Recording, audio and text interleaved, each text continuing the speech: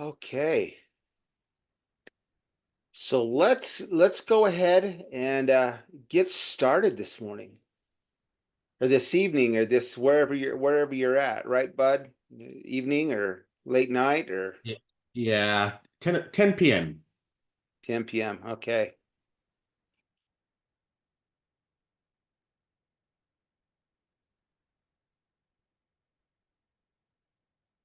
All right. So let's do this. Let's start again the same way we kind of did yesterday. I'd like to get everybody's your thoughts a little bit on your takeaways from yesterday. Anything that you might have gone on to Trello and taken a look at, as far as that's concerned. So let's just start around the room. Who wants to go first?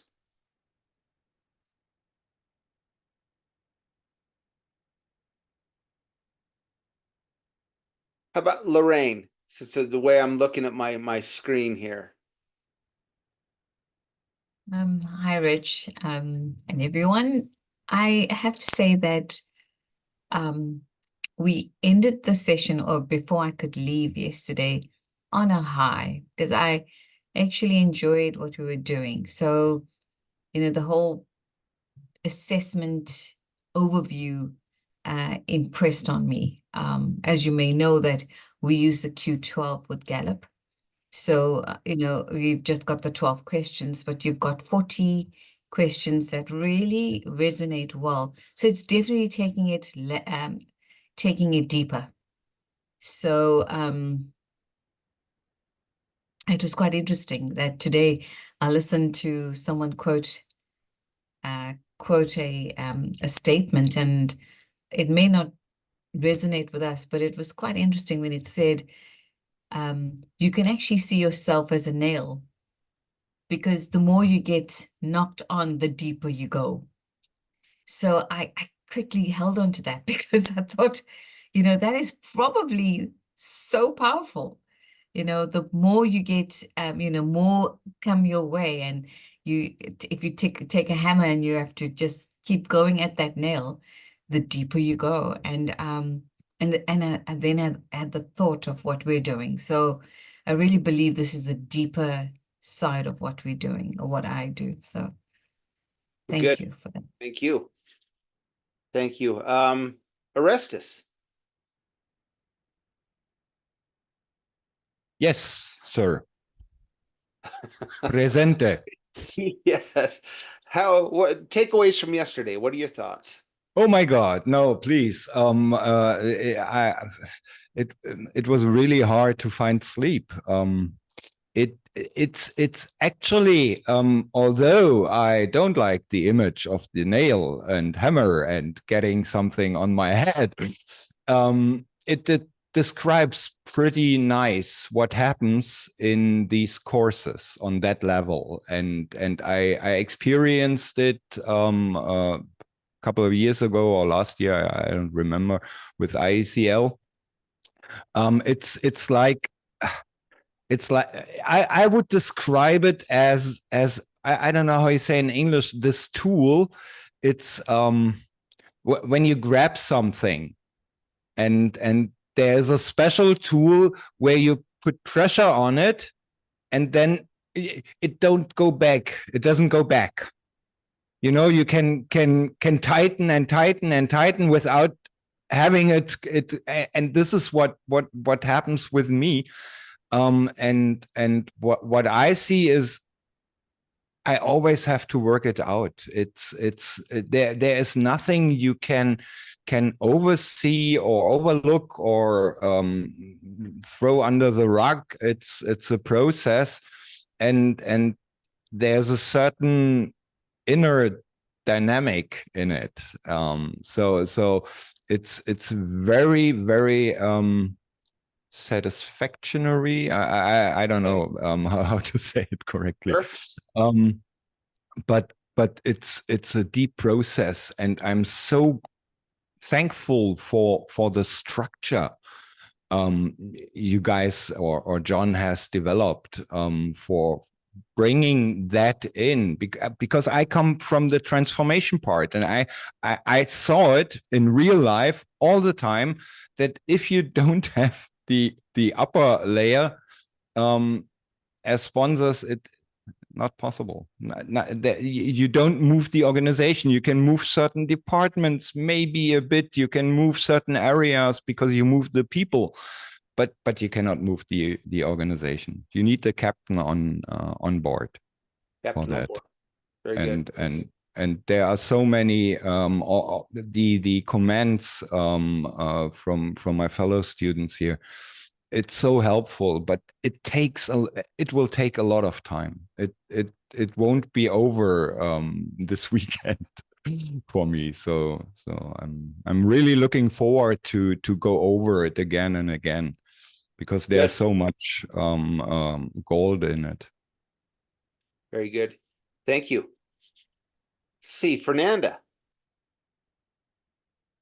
Yes, the same as Lorraine and Arrested is like these assessments are so powerful that let us, be like in a naked position in front of our eyes and people's eyes or whatever you're working with. So it's like I'm just opening a lot of things around me and the way that we live and the way that others live.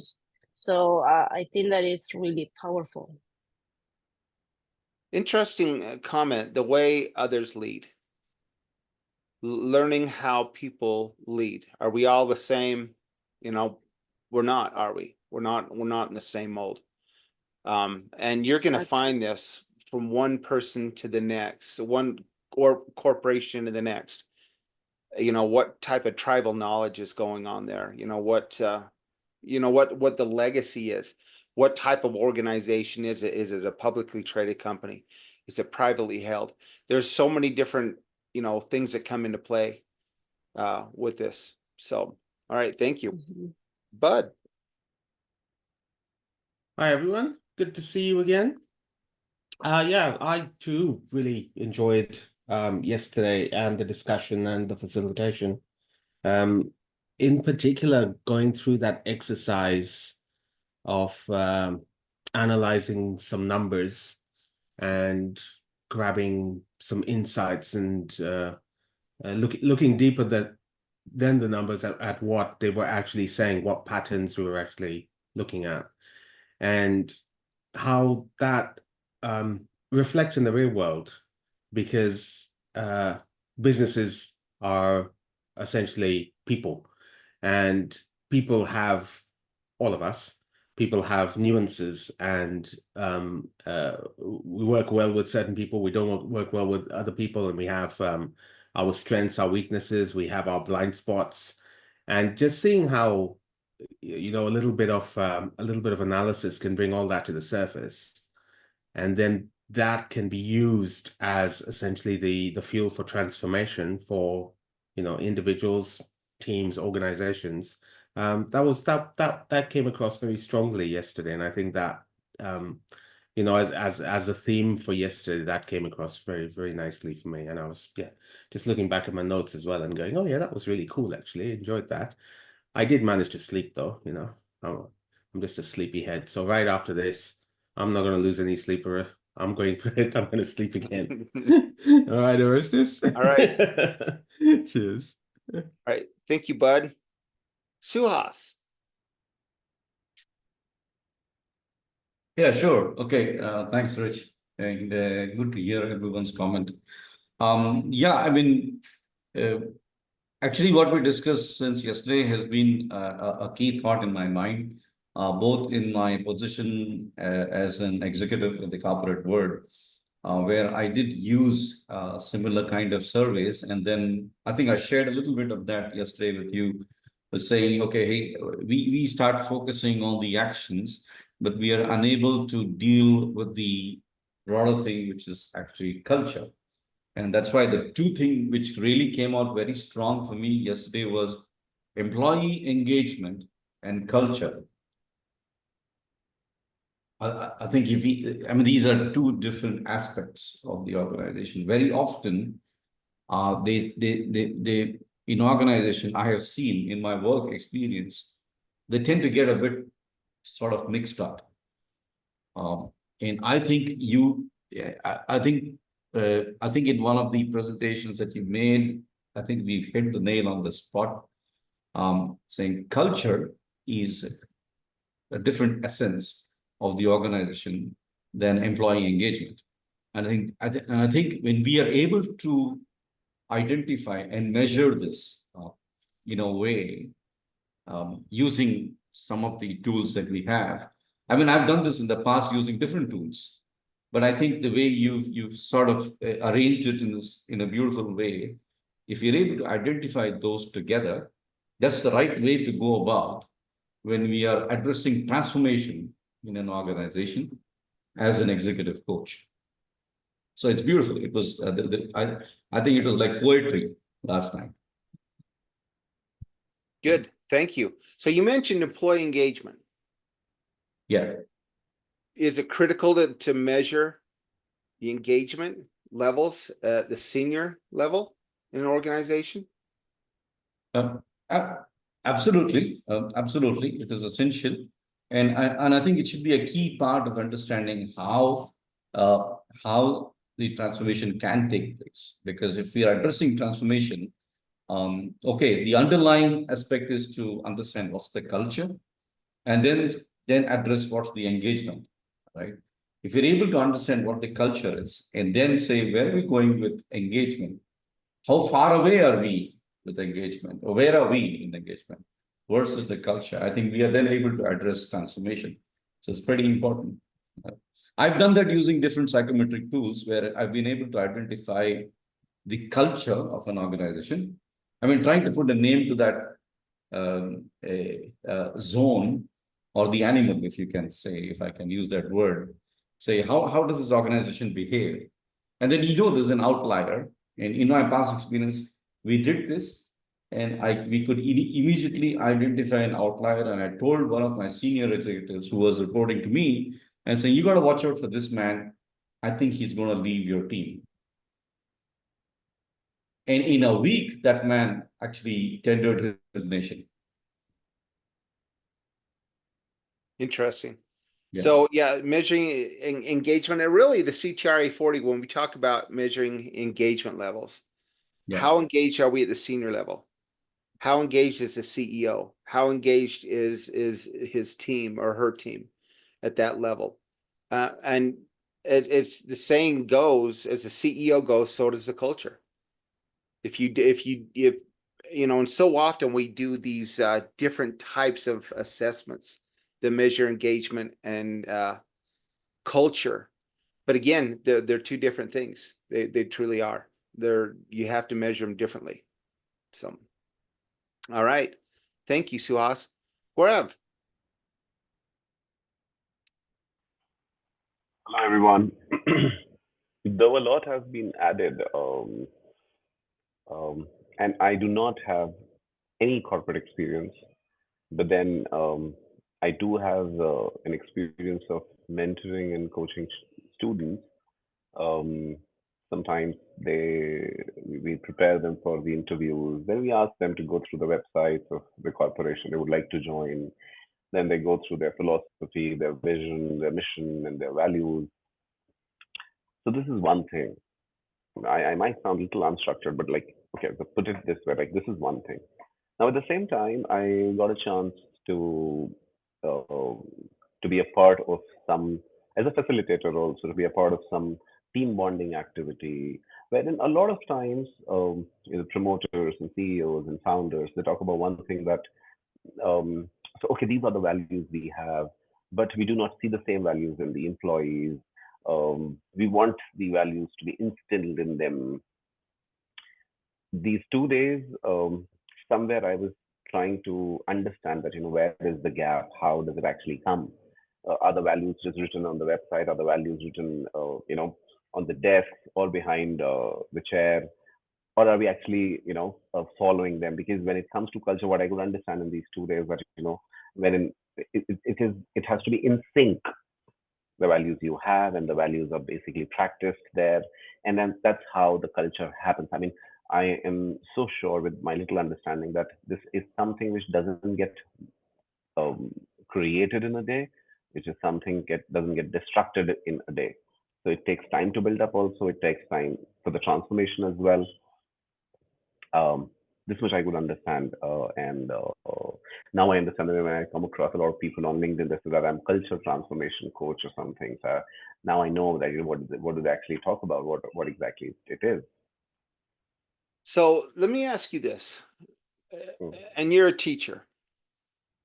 So in your classroom, what type of values do you want to instill in your in your students?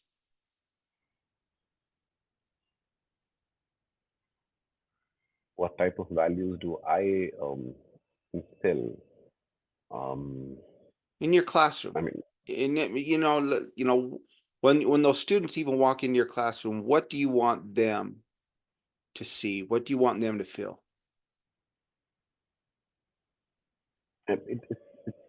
I find it too vast a question. I mean, the education happens on a very basic core value. We um, Okay. so we talk a lot about discipline. We talk a lot about keeping a code of conduct. We talk a lot about punctuality, um, and I strongly believe that 4 or 5 major core values are there on which the entire structure is being constructed. Um, I mean, these are the basic principles we work on, and then obviously the subject matter comes in. So do you think that the trust your students have in you is built on day one? No, I'm a strong Okay. believer of that. Yes, now we can talk about it. So from in my understanding, I call it a process. It starts. I mean, when you talk about the trust, it starts with a character, then it goes on to the relationship, and then the agreement happens. Whichever, I mean, and then however you call it, you would like to call it cooperation, you would like to call it trust, but just the effect, the cause is the character, and then the relationship happens. So I look at this way. Okay. So their trust in you that you're going to be able to take them through this course or whatever it is a critical aspect of the culture in your classroom. You mentioned something very interesting, that it takes time to build, culture. Takes time. Let me ask you this, could you destroy that trust in a day? Um,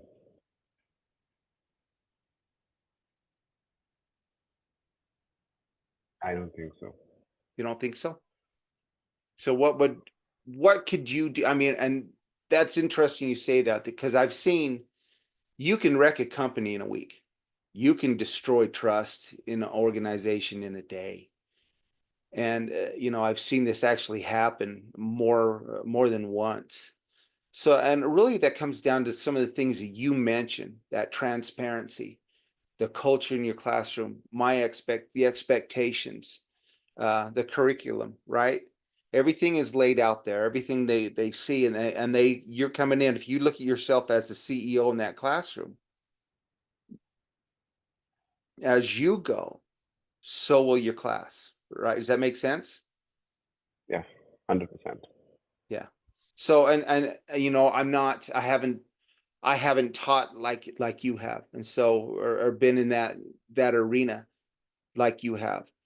But I do know that, I've having gone to school and things like that, I remember particular professors, if you will, that because of the way they taught, because of the values that they held and their willingness to be a participant, not just a teacher, some of those things that yeah, I remember myself. So I mean, does that make sense? 100%. Oh 100%. yeah, yeah. So Like I yeah, strongly communicate this. We strongly practice this. I yeah. mean, now I'm going inside, what were you talking about? I mean, this is evening and I was just rushed from my session and I've gone and sat down. So like we strongly believe in disagreements. Yeah. In our classroom. We celebrate disagreements. I mean, you just raise your hand and you can talk about whatever. I mean, you can actually disagree with anybody. I mean, the coach, the teacher, the mentor you have who has the experience of 20 years, your age is like 17, he has the experience of 20 years, still you can, I mean, raise your hand and, disagree and then go ahead with this. Then we have like open door policy. It's my room. Anybody can come anytime and they can talk about anything, whatever they have in mind. So if the door is open, means I'm not busy in something or I'm not engaged in specifically something. So I'm just working about on something or the other. You can just come in and talk about whatever you want. So yes, and then we see that the result of it is that we spend less on our advertising. Our major tool for more sales is word of mouth. So we have, and the punchline we have, or the tagline we have, is happy learning. So we strongly feel and we strongly work on this particular area that whoever is coming in, I mean, must have a very good experience, and there should be happy learning. There should not be a lot of struggle on their head. There should not be a lot of pressure on their head. There must not be any stress. I strongly believe that. Oh my God! I mean, if you do not study, this will happen or that will happen. No, it should be like if you study, then how beautiful it's going to be. Life is as it is very beautiful, but it's going to be more beautiful if you study well, if you do well. So, and here's the thing, Gaurav, I think you are a much more effective coach than you give yourself credit for. I think there's a lot of things that if we just put the corporate experience aside, say we're not, I really haven't had much corporate experience, but everything you talked about is all those things that you need to do to build rapport in an organization, right? With the CEO as a coach. Building that trust, having that, helping them change their mindset, having that open door policy, right? That we can safe place to give 100% effort. So I think in a lot of ways, in more ways than you're giving yourself credit for. I think you've got a lot of this already ahead of a lot of people with your understanding of what it takes to build that trust, that open door policy. I want you to succeed. I'm going to do whatever it's going to take to help you succeed. Yeah, there you go. So, so I think, there's a lot. Oh, and here is Jamal. Excellent. Okay. Thank you, Gaurav. Let's see, Mahmood. Hi, Rich. Actually, yesterday I was happy because we started into the doing part, which this is the part that I'm looking for. And I'm really glad that you were open for a further discussion, because actually my way of learning, I just grasp everything going backward and read it once more, and I come up with the questions. So I'm always facing this problem at courses. So I was really glad that you share your calendar with us, because I will reach you out after the course in a couple of weeks, because I'm really planning to run this at my company. So I need to understand it more deeply, because I'm working with another 11 coach, though they will not get this easily.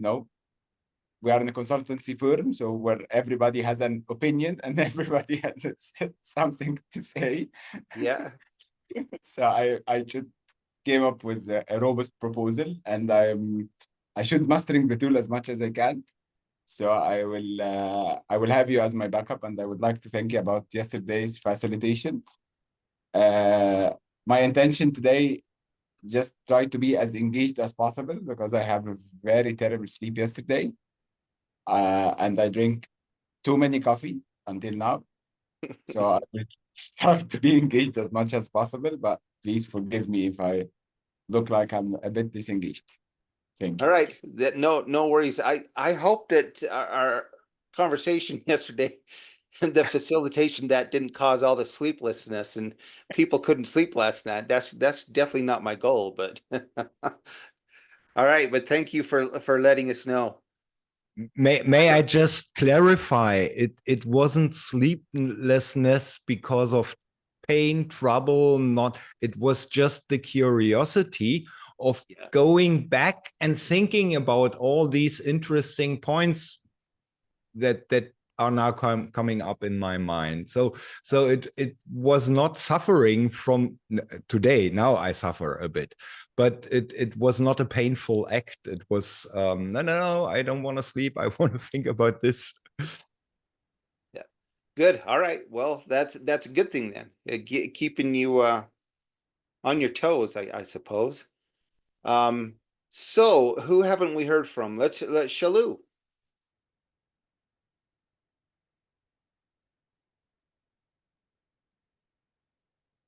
She may be busy with her mother. We'll come back. We'll come back. So Jamal, just in time. So we're just going over just takeaways from yesterday. You know, your thoughts, anything that Yeah, good morning. Sorry for being late today. I'm a little bit not feeling well. So it's last night, and I don't know what you guys were talking about, but yeah, I was sleepless a little bit, but not because of this. I think I had a bit of a food poisoning or so. oh dear, I'm sorry to hear that. That's all right. So takeaways from yesterday. That CTR40, was it, right? Yeah. Is definitely an interesting tool. I think we've only scratched the surface. There's so much to it. When I approached it yesterday to analyze it, during that exercise, I think I have a certain way sometimes of approaching things when there is a short deadline. So I really couldn't go deep into it. So I just tried to see what's missing here, what's being discussed, where were the discrepancies. But I looked at it later on yesterday, and I could see, for example, a lot of the things that Lorraine were saying when you really delve in deeper. And I believe, for example, for me, because I'm fairly new to coaching, that I'll need a lot of time because it takes really a lot of experience to be able to see, those responses and come up with these deeper understandings of the results. Whereas, for example, I was only looking, like I said, just for certain discrepancies here and there. So I found it very interesting because I heard a lot of great insights from everybody in the class here, as well as you. So for me, I'm probably going to go over this again and again and again before I tackle it seriously. So it's really big and deep, as opposed to, for example, for what we had in the Sales Mind Academy or in level 1. I mean, this is a bit deeper than level 2 even. And I found level 2 for me quite deep and inspiring because we worked, for example, there on the CPS, and I'm really, like, I'm even still there. I think for me, the CPS is the world and it's the beginning of everything, and it's very crucial.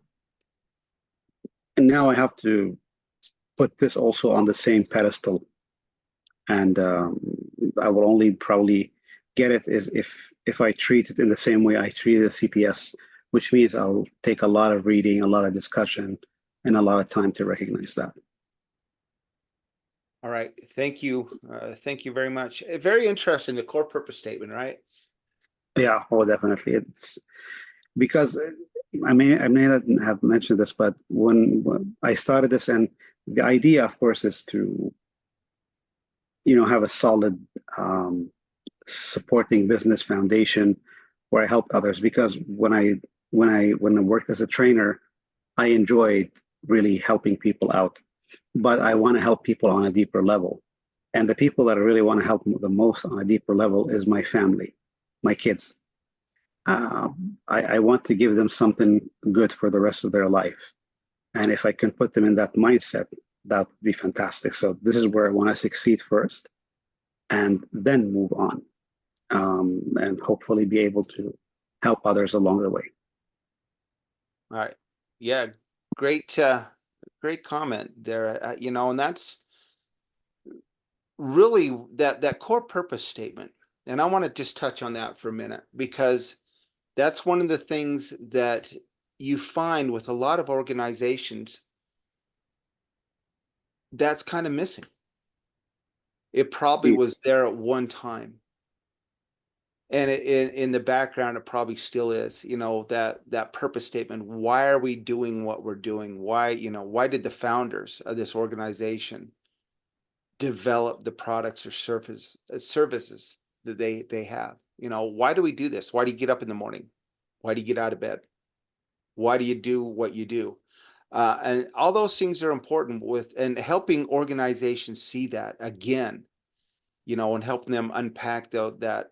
What is your real purpose? You're going to see that mission statement, that vision statement quite a bit. But the one thing that I find, and I would say the vast majority of the time, is that lack of a real purpose.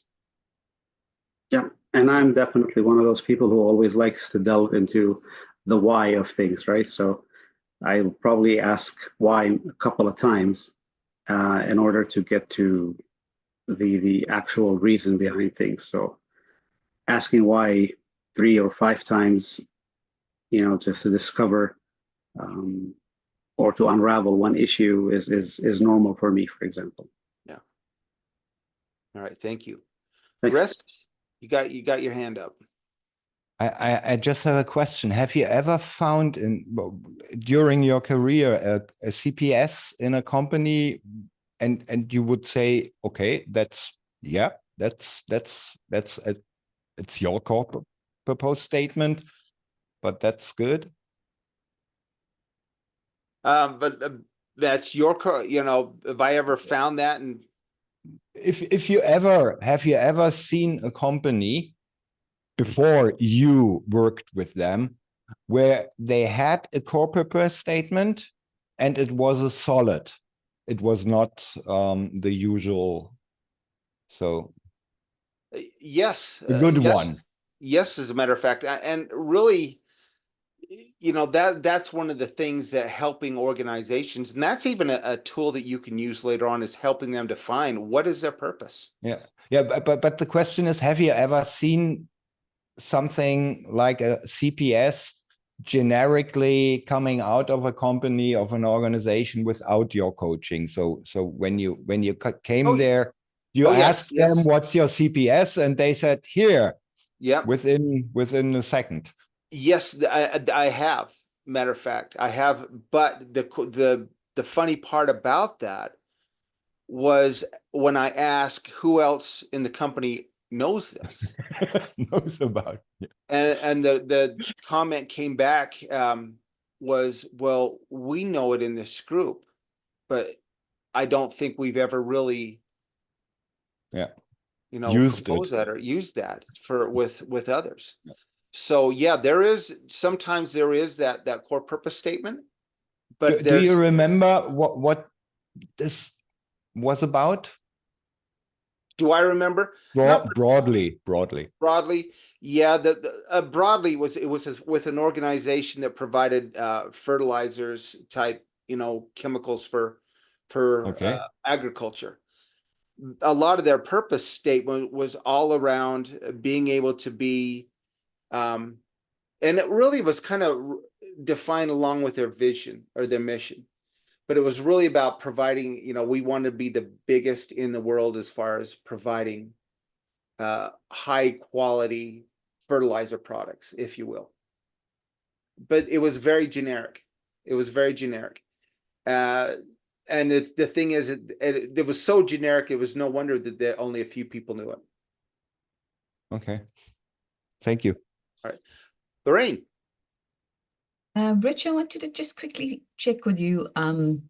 Do you think the core purpose statement replaces the vision and the mission statements of an organization? So basically, do you think core purpose statement is absolutely the focus instead of going into vision, mission, purpose of an organization? And can vision, mission, purpose be replaced by just your core purpose statement? I don't think so. I don't think so. I think if it's part of a three-legged stool, right? What happens if you have one leg of that three-legged stool that's not there? You know, if you look at it as the why and the how and the what, the why being the purpose statement and the how and the what, you know, being the vision and the mission statement in those. But what happens if you don't have the why? Why are we doing this? Yeah. Did the others really stand on their own? Or if we just have the one, does that encompass everything else? I don't believe it does.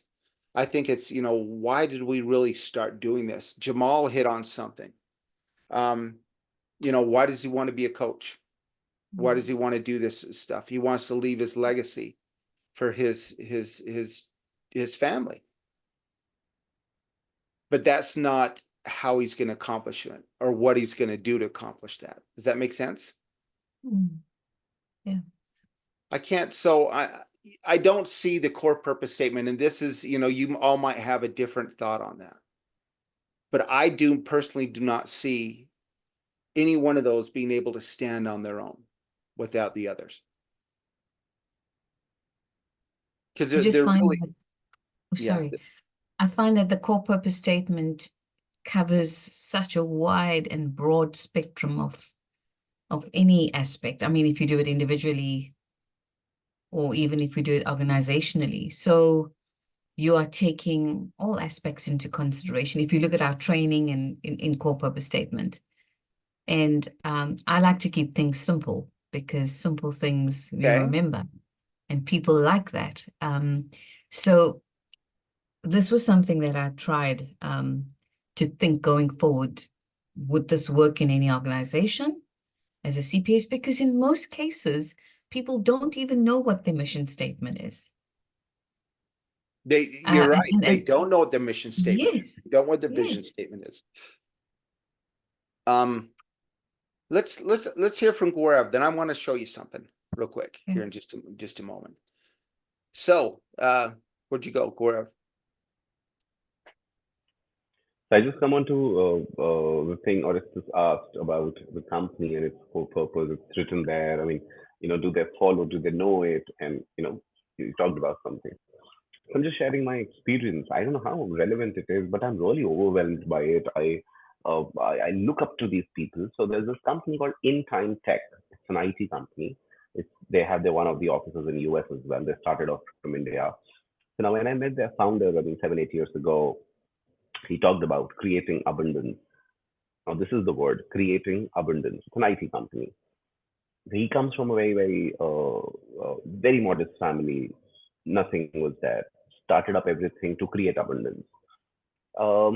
Now I see, I mean, I'm connected to them. I'm connected to a few people from this particular organization. All of them, I mean, all the employees, when I see them on LinkedIn, they talk about creating abundance. All the walls, I mean, you know, when I reach the office also, the walls talk about only two terms, creating abundance. The founder wrote 2 books, and that was about creating abundance. I found everybody not just, I mean, you know, and you just figure out that these are not the stickers.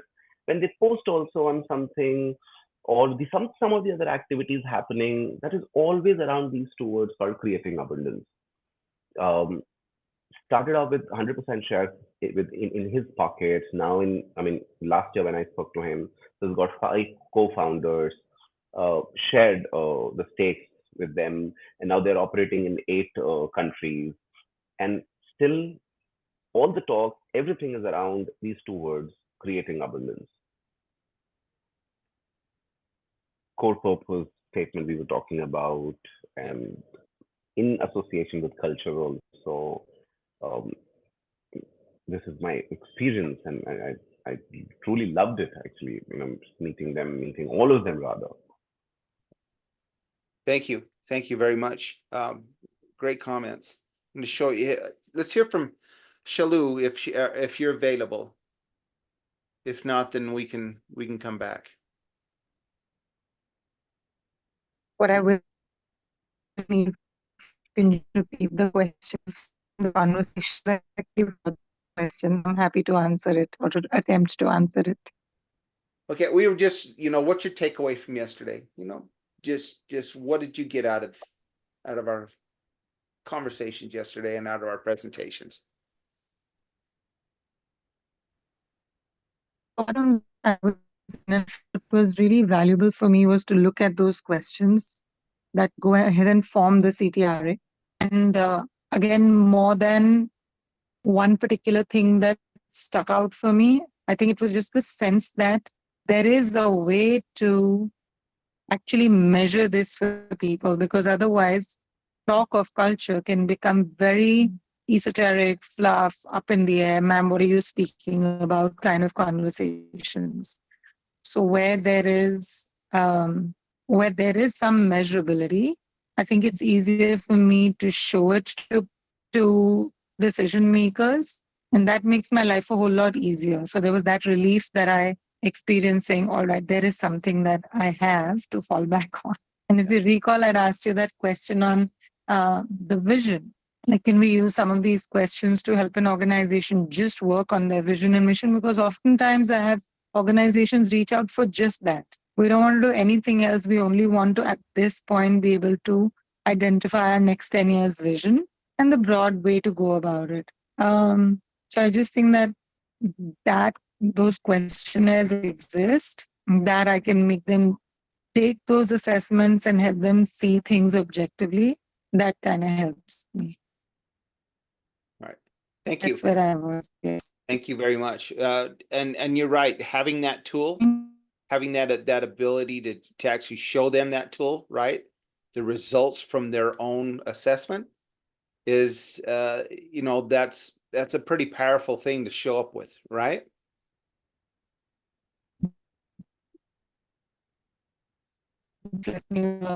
Oh, you're breaking up there. I didn't realize till yesterday.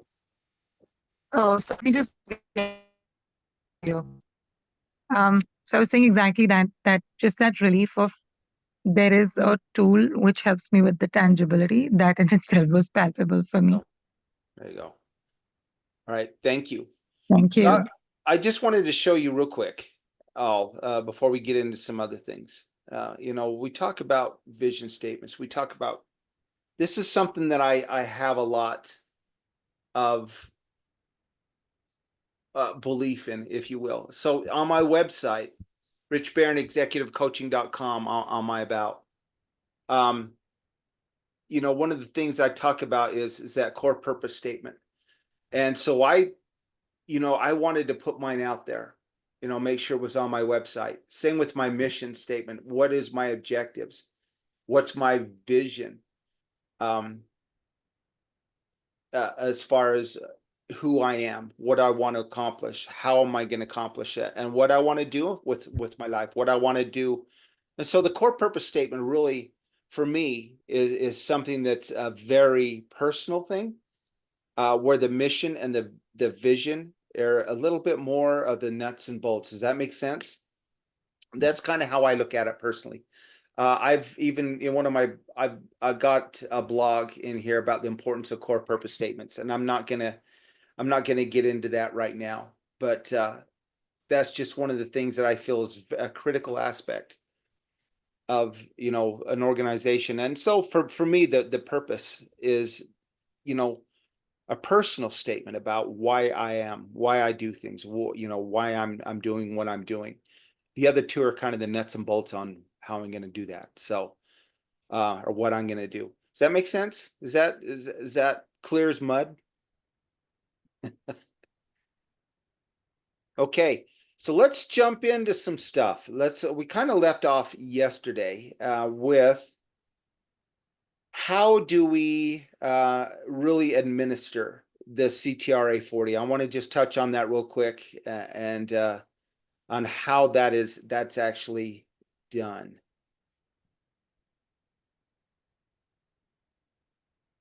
So the CTRA 40 is a very simple, it's a very simple way assessment to administer.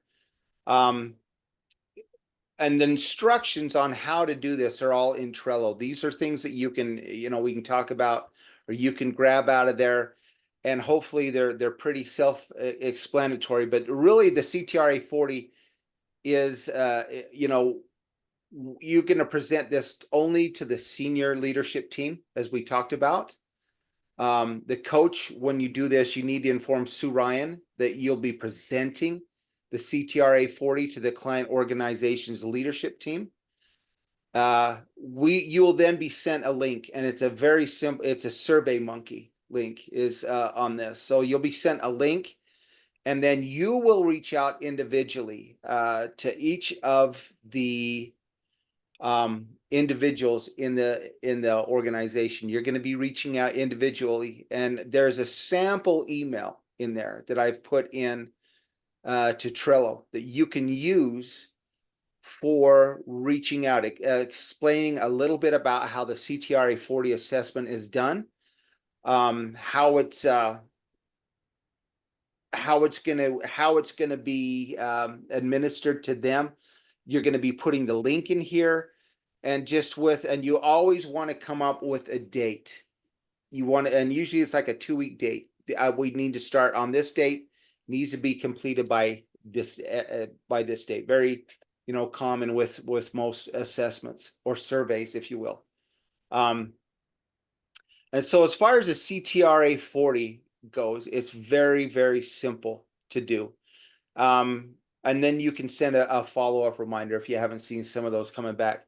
We will be monitoring the results when they come back. We will put those into that report for you, and then send you the completed report with both the CTRA 40 and the 5CCA, which we're going to get into here in just a minute.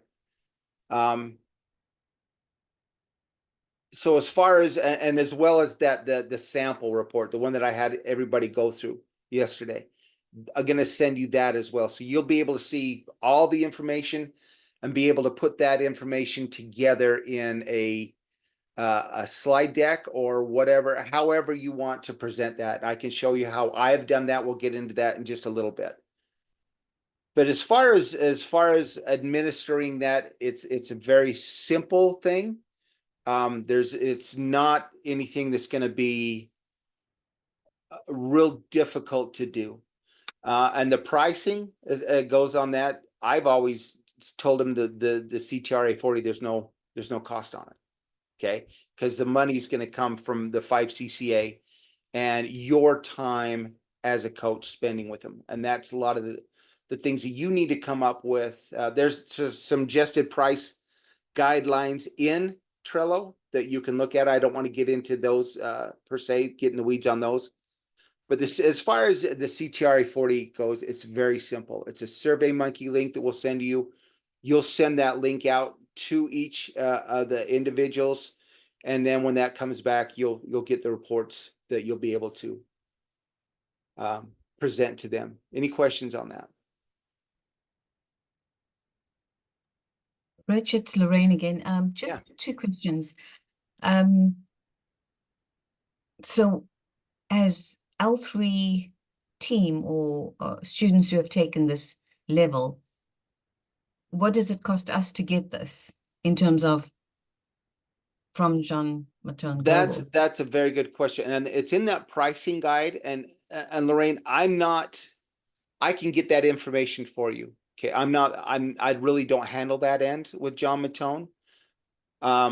So I can, but the pricing guide is in there that really kind of shows what that costs. Okay. And it's a minimal cost. Okay. So the CTRA 40, I don't, gosh, I shouldn't even go there because I really don't know what they're going to be charging for that. That's something that Nick, and by tomorrow, matter of fact, maybe I can have some more information on that for you, but I don't handle that end of things with John Matone. That's more Nick and Sue Ryan. So So we've that got to makes be sense? careful that we don't say no charge if Yeah. we're being charged. Yeah, and So- if you look at the pricing guide, the suggested pricing guide, is you really want to look at the whole, the whole package. And Yeah. that's getting, that's something we can discuss a little bit later on. But as far as the pricing guide and what it's going to cost you, I think it's very minimal, if anything, Okay. on the And then CTRA 40. the second question was, I'd left her like earlier yesterday, but at the bottom of the sample report that we, or the report we used, was some assessments or some ratings. It had mean and the different ratings. Did you go into that, or are you going into that? I did go into that a little bit, and that's something that honestly I wouldn't even worry about. And Okay. that's how it comes across on the actual report, but I will be putting that into a report for you. So you really don't need to get into the nuts and bolts of the different mean and the averages and stuff like that on the individual questions. As a whole, I will be putting that into a report for you, so you don't have to even worry about that. Yeah, so a client won't see it. That's my big question. No, they're not going Okay. to see that. That's Okay. I didn't present when I presented this before. I just present the individual results of each of the questions. I don't go into the mean and the averages and all that stuff. That's just kind of getting in the weeds, and in the way I'm thinking, that's not the important part of what you're doing. You really want to look at the results of, how they answered. That's the most important part of this. And so, there's some statistics in there that the survey brings up, but is it really important? No. No. And, are you going to be getting in the weeds with that with your clients? Probably. If you're not really able to really explain those, are you going to lose the whole idea of the whole concept and the reason why we're doing this to begin with? So does that make sense? I think I'd like you to give us a definition of what it actually means, because if you work with analytical client base, they're going to get into that. They want to know the background technicalities. I have that at the moment where they want to know about how did we get this, in terms of my current Gallup work. So I'm just thinking, let's be very mindful that you've got high analytical people out there Yes. that want to know the nuts and bolts of how did you get this. Right.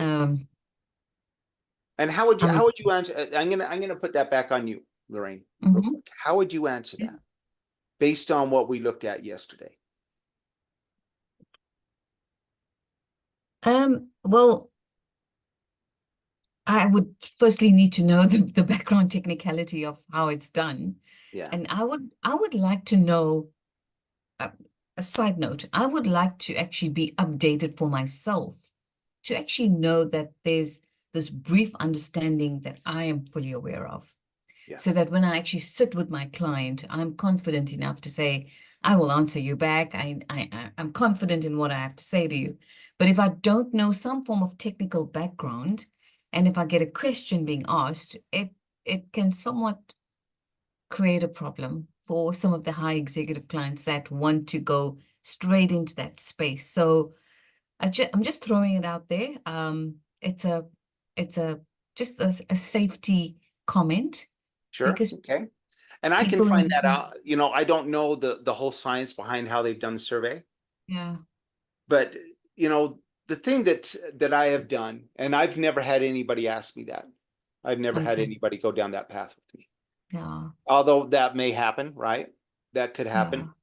The important part is about the CTRA 40 is, are you on board together? Does it really matter where the science came from? Okay. I hear Or you. is it really, or is the important part is, are you as a team on board with the transformation and being Yeah. ready to transform the culture? Yeah. Rich analytical people would say, how did you get this? What is it that you've used?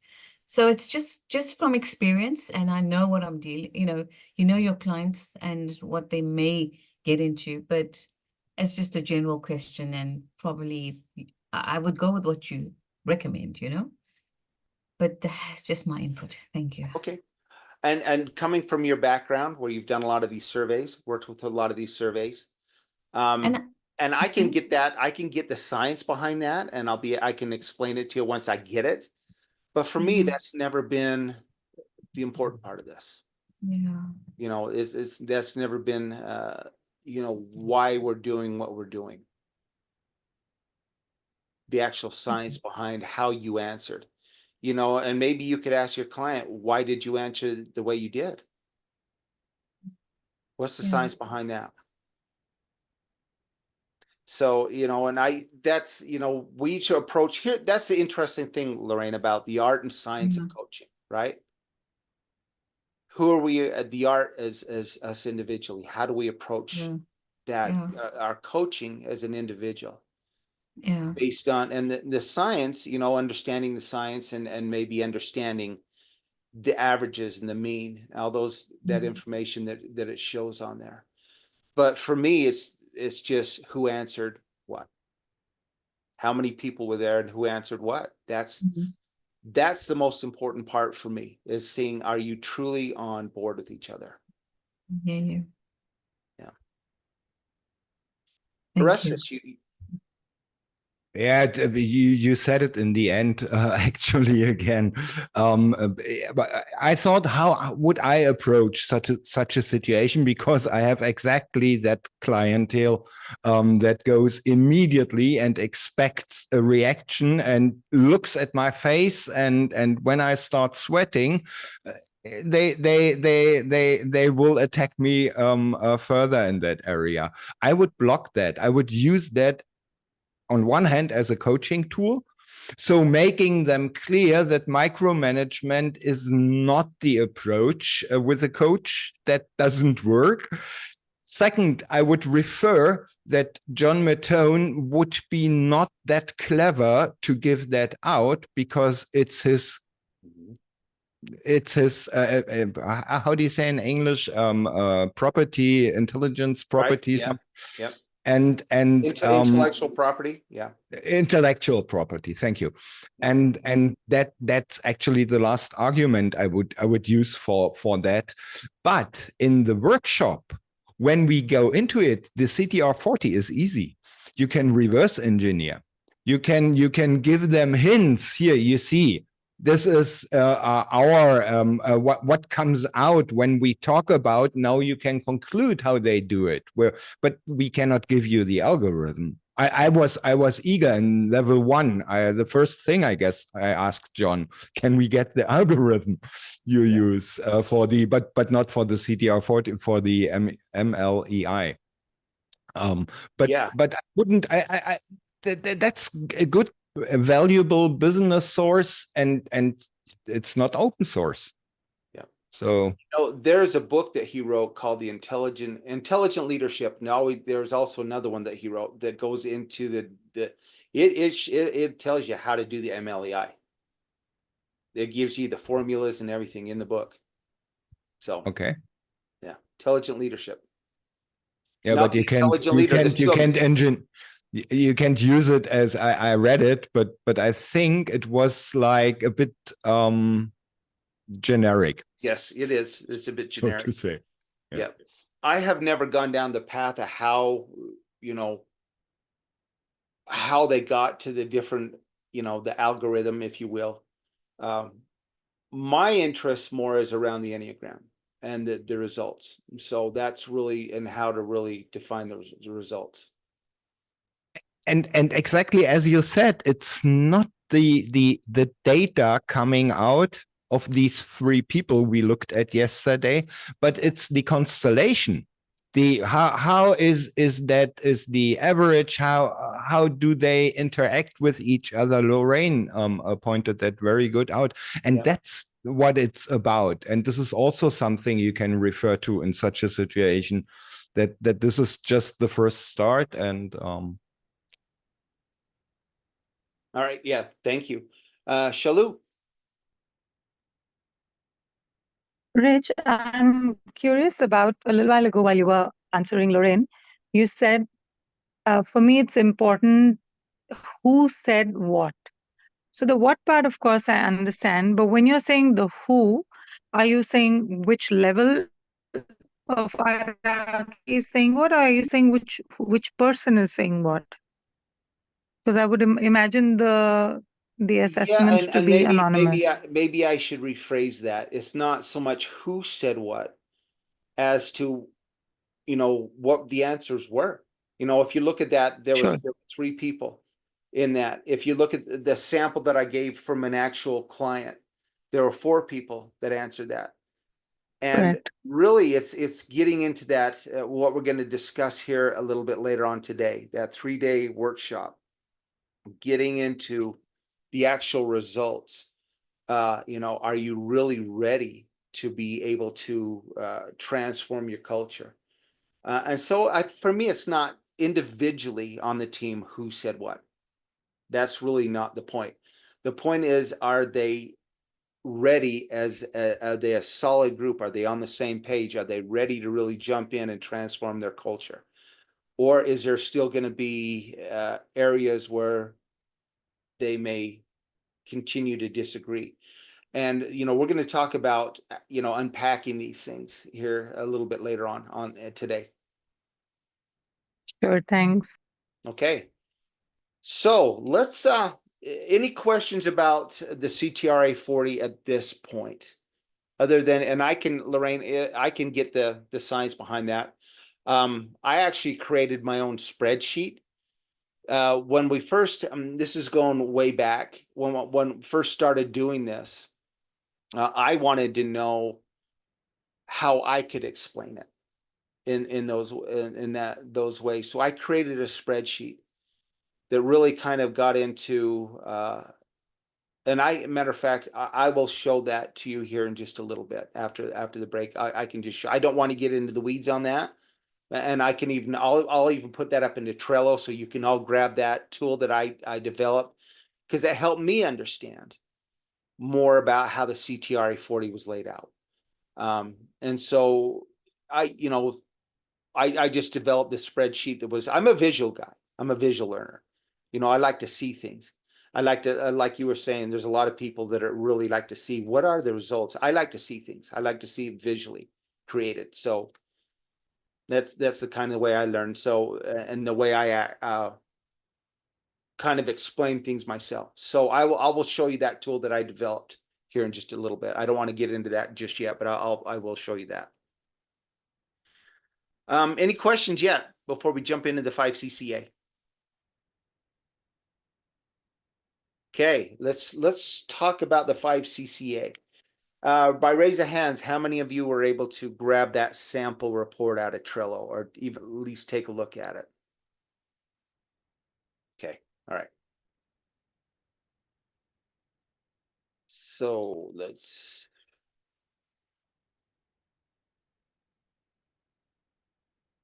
So the 5CCA is a very comprehensive assessment, survey assessment.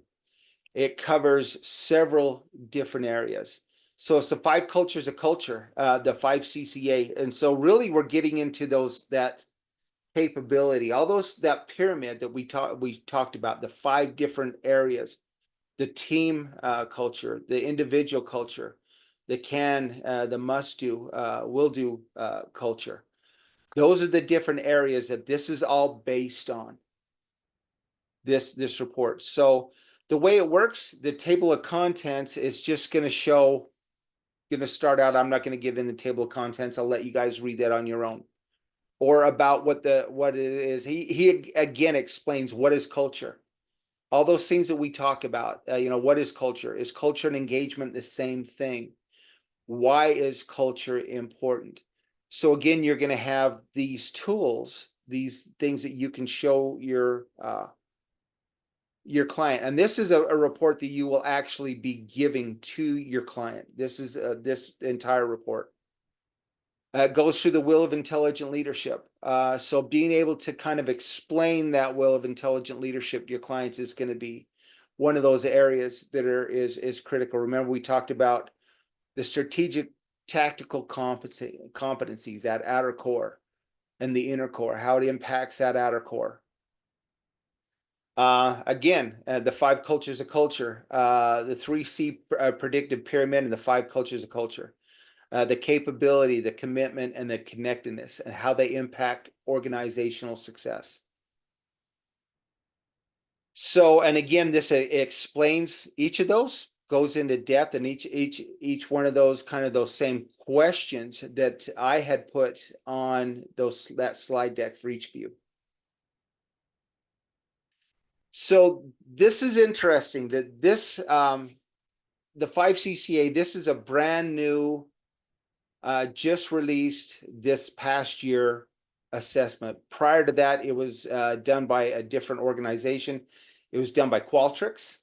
This is now done by EDA. The original one had 5 of those psychometric scales. This one has 7, so it goes further into depth. You know, gives more room to answer these different questions. So again, it'll show you areas where your culture is strong and vibrant, yellow areas where you need to work on, and the red weak and critical areas based on the way they answer. So so the first thing you're going to come across is an organizational snapshot. It's really going to go into how many employees you have. That's the first thing it's going to talk about. You got 100 employees, 100, and it'll tell you how many of the employees that this was sent to actually answered it. For this sample, 100 of the employees answered it. Now, this is, just keep in mind, this sample report is based on as well as the CTRA 40. So if you look at the CTRA 40, that would be the senior leadership for the organization, this sample, for classroom purposes, for this class purposes. It will give you a quick snapshot of the individual performance culture, the alignment culture, the capability culture, and then again, the team performance culture and the commitment culture. These are the areas that it showed that were the strongest, down to where areas that probably needs to be worked on. And this is just a high level snapshot. It'll tell you what your top cultural competency is. So for this organization, they felt like the individual was the most, performance culture was the strongest, where the least strongest was the bottom competency was the team performance culture. Any questions so far on this?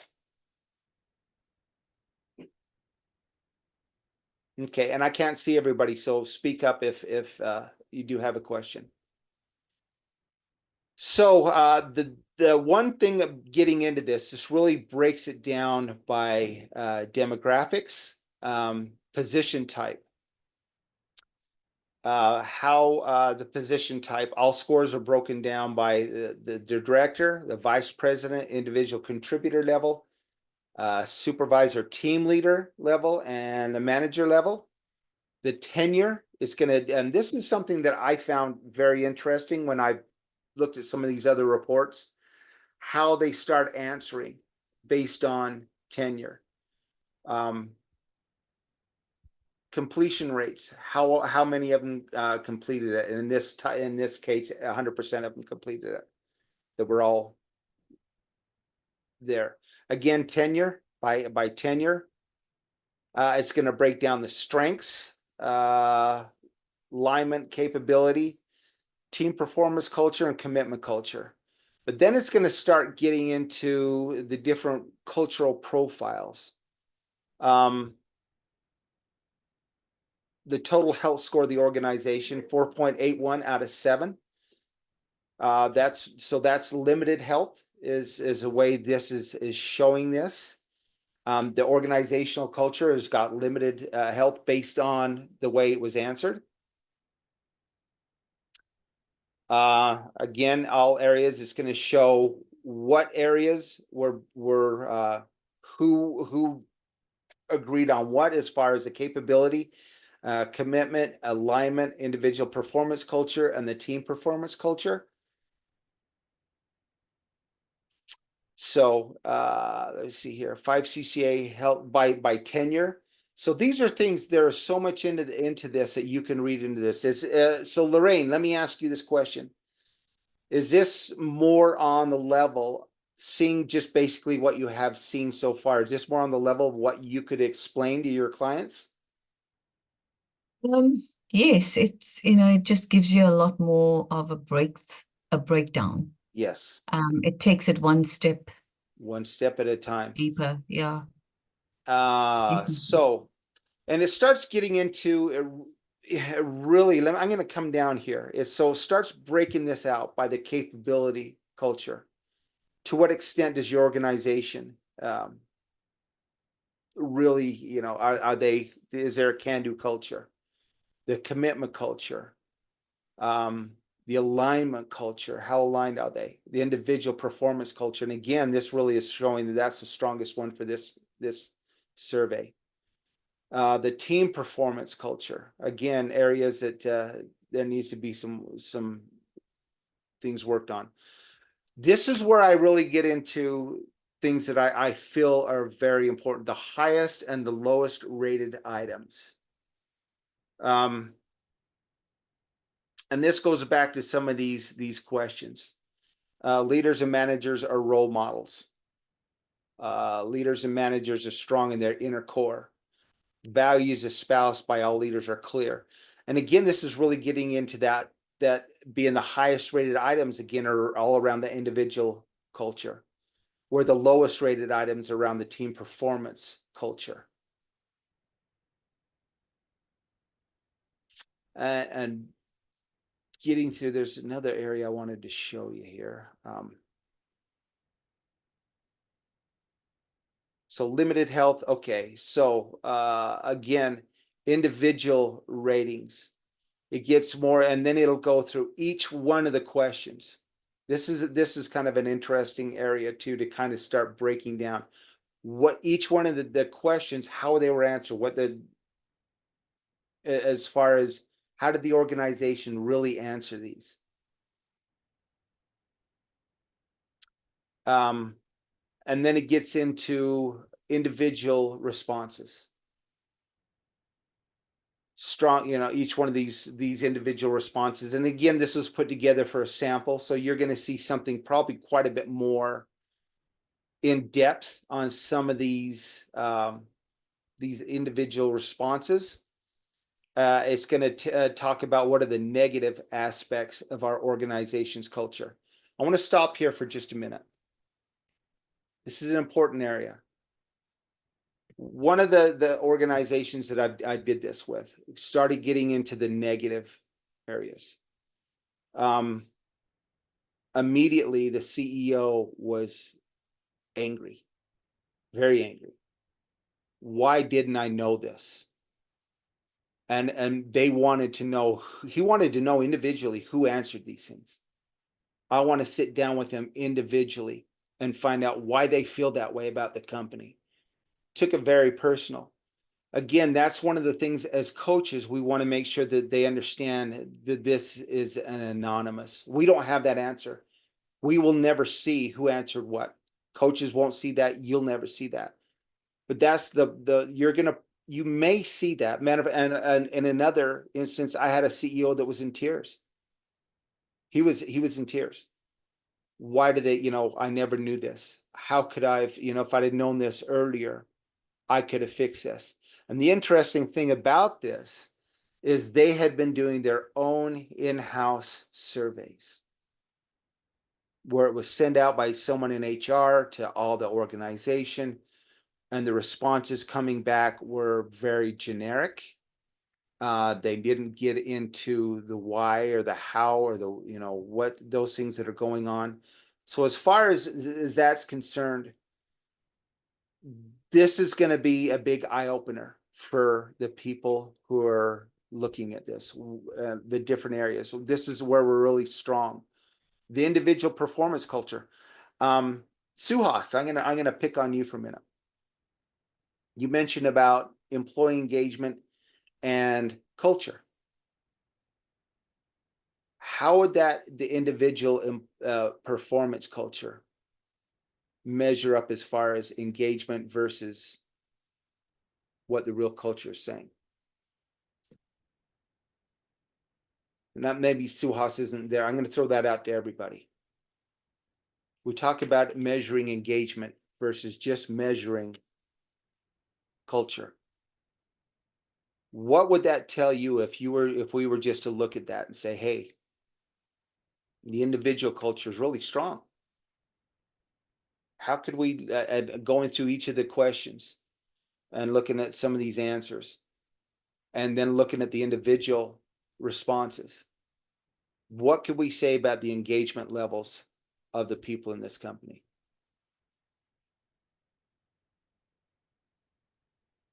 Bud, you're nodding your head there. Do you have something to say about that? Yeah. What I have to say about that is I don't know how to answer that question. Okay. Yeah, just thinking about what you said and looking at the report you had put up. I'm trying to find it now on my screen as well, because I downloaded it. Beside, the obvious answer to me was, well, how many of them have actually answered the questions? But I haven't looked deeply at the questions to say which of those questions tell me more about engagement and which tell me more about culture. So I don't have that distinction Right. to be able to answer your question at this stage. Okay. All right. Could you please rephrase again quickly, briefly the question you had? Yeah. Okay. Because I didn't understand. So if we're looking at the 5 CCA, right? The pyramid. We talk about measuring engagement levels and we talk about culture, right? What would that individual culture, the thoughts around the individual culture being the strongest in this organization? Would that tell you, is there highly engaged employees there? Where, and let me back up here. The lowest on there was rated as the team culture. We're not very good at teams, but we were really high in the individual area.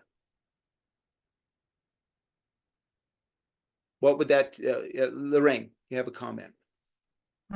If I can just define both culture versus engagement, I see engagement as the psychological connection. Yeah. Well, that's basically how we work with engagement assessments at the moment, or with what I do. So it's that psychological ownership, it's my psychological engaging in the process. And culture is how we do things around here. It's how do we carry out our brand process. But it's how we do things around here. So there is that difference that I'm seeing between the two, where you take that ownership personally, psychologically, in the engaging as an individual and as a team, versus how we do things here. So the how we do things here comes in exactly with what is our core purpose, vision, mission. So that's what I'm seeing in the difference. Okay. Anybody else have a comment on that? Bud? I'll comment again, just looking at that massive disparity between individual performance culture and team performance culture. I'm going out on a limb here. I'd say individual engagement is probably high, but it seems like the individuals may be disconnected from supporting each other culturally to build good teams, good, so that the team performance, which actually probably is more important than individual performance to drive success, isn't there. So if the focus is not on teams achieving together, then the organization is really weak. So the individual, like one arm of the organization may be strong, but the team, the other arm, isn't strong. And we may also have a little bit of a culture where it's a bit more, there's a bit more focus on me as opposed to we within there. Okay. And very interesting. Shalu, you have a comment, and then we'll go to Jamal. So I'd actually see a whole lot of issues there. I'd see conflict, I'd see trust issues, I'd see silos. I'd actually see a whole lot of, like, if I were to do a vitality test for the organization, I'd see a dip in vitality too. I wouldn't call it a very cohesive culture. Unless I understood it absolutely incorrectly. No, that's If- okay. No, that's Mhm. keep going. What do you see on there? So I'd see self-serving. I'd see unhealthy competition. I'd see things like that more than, yeah, I wouldn't, okay, let me rephrase this. I would actually see an organization extremely ripe for a cultural transformation and in need of my services. Okay. So thank you. Let's hear from Jamal, because you're all hitting on this. Hey, Rich. Just before I say what I'm about to say, could you repeat the initial question one more time? Because I want to see if I'm really in alignment with what I'm about to say Okay. related to the question. So based on what we're seeing here, just from the high level overview from what we've seen, okay? When we measure, we need to measure both engagement and culture. Individual employee engagement and culture. Those are two different things. In this report, it shows a lot of individual engagement, right? A lot of individual engagement where the team culture is the bottom one. Now I know we just skirted over this real quick. But Okay, and when based we on say even that high level overview, just taking a look at this, do we have engaged employees? and when you say engagement, do you mean merely participation in different channels, for example, No. of communications that the company offers, or engagement as in what? What's the paradigm? Okay, Scope let of me engagement? that's a very good question. Let me back up and define engagement then. And I'm going to do that with a question. How many of you have worked for a company in your career where you loved your job and you just loved what you did? You loved how you show up at work every day, you love what you did, but on the other hand, outside of loving what you do, you might have a toxic boss. It might be a toxic culture. There might be departmental silos that are all going up all around you. But at the same token, you love your job. That's the one thing that you're going to see in corporations. We have to measure engagement separate from culture. Are there employees that really love their jobs? Do we have those employees that are really engaged and loving what they're doing? But at the same token, the culture really isn't there. Engaged employees, they're gonna love what they do, but how long are they truly gonna be engaged for? And I'm gonna ask that question to each of you. All right. You showed up, you had that and a lot of your hands went up. I had that job that I absolutely loved. How long did it take you before you were starting to burn out? Before you were starting you didn't really understand the vision of the company anymore, the purpose of the company. It was all get it done and get it done my way type thing. Just kind of throwing that out as an example. Does that make sense, Jamal? Yeah. Okay, so I'll just base it off my current experience with my employer.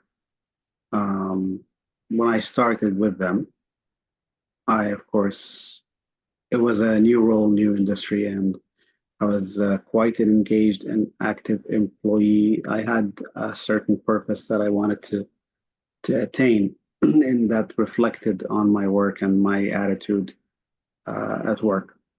However, over the years, I've come to learn that the culture there does not really support what I want to be.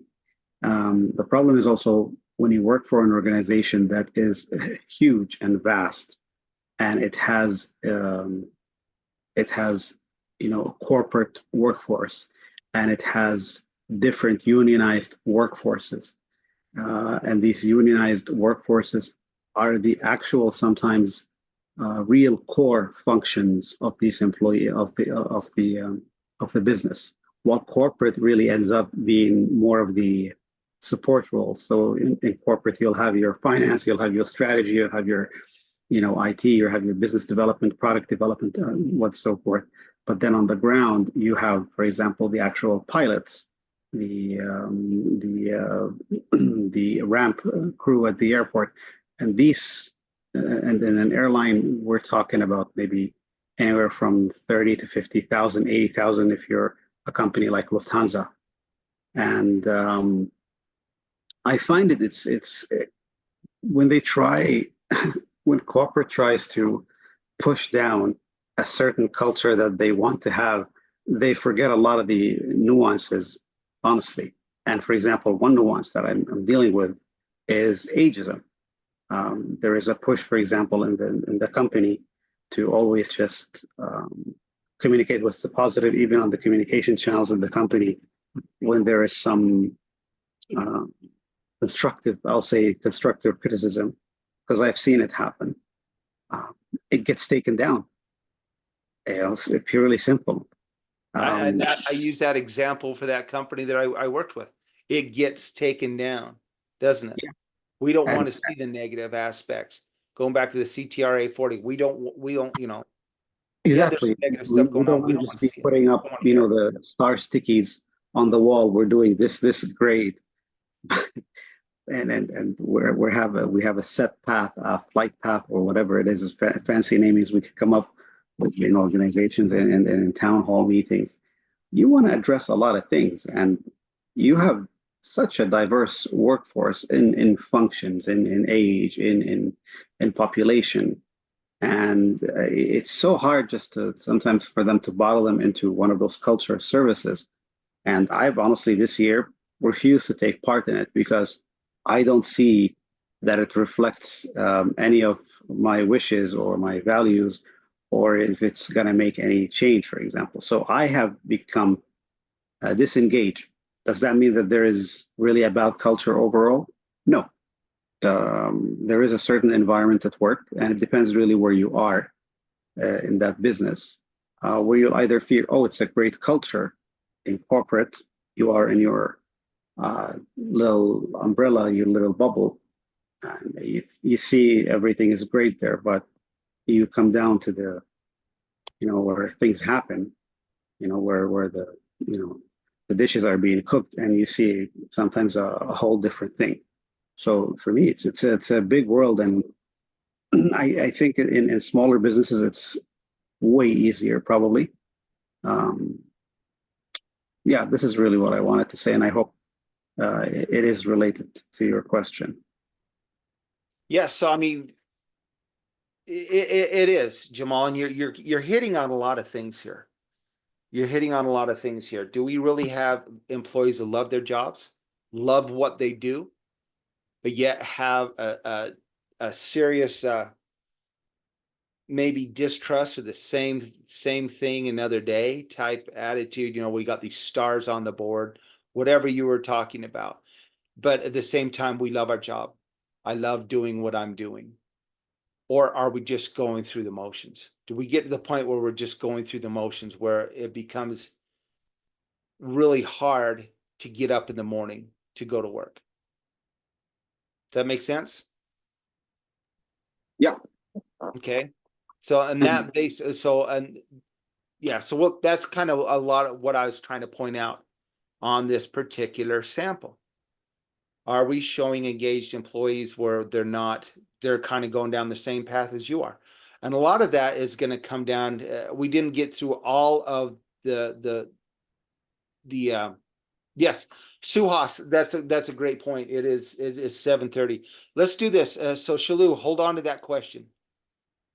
Let's take a quick break and we'll come back. Let's 15 minutes and we'll come back and then we'll chat a little bit more about this. I want to get more in the 5 CCA before we get more into the 3-day, the workshop and a few things. Okay. Okay, thanks.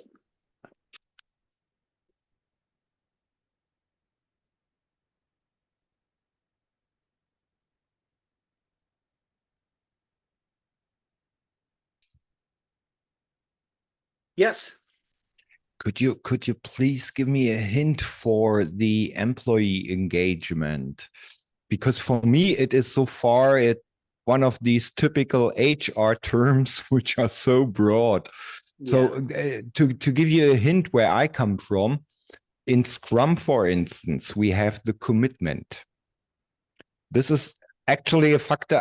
I explained it like what you could expect from your employees, from the team members, in case there's something out of order. So in the middle of the night, something you wouldn't ask them to do, but they would do it. And this is actually our factor, how we go in. Go we all in with our personality as individual? And I'm not sure if this covers the employee engagement or if employee engagement is just how we engage our employees. Employee engagement is more around the individual engagement. How engaged are they individually with their own jobs? Are they a very high expectation for just delivering money each month? So this is one side of the contract. I give you money because you work for me, but I expect you to do it in a certain way. So it's actually the commitment, the ownership for their job, kind of craft, honor. So are they really they're engaged individually based on, like you just said, their craft or whatever, but are they really engaged as a group, as a whole? Does that engagement go? Yeah, that is actually the difference between a group who is just a sum of persons who works together and the actual meaning of a team, which is more than the sum of its parts. So the outcome is always more. And this is something you can measure. You can measure individual performance in large organizations where you have these lone wolf, although they are called teams. Oh, nice, you have a dog. Oh yes. Okay. Love it. I love it. I have to put the chair there so she can look out the window. She comes in and sits on the chair, looks out the window. So sorry. That's commitment. That's commitment. I love it. Yeah. But this is what makes a team. That's the difference to a group when they work together. And in Scrum we have strategies for that, which I always used also on the upper levels. But thank you for clarifying for me.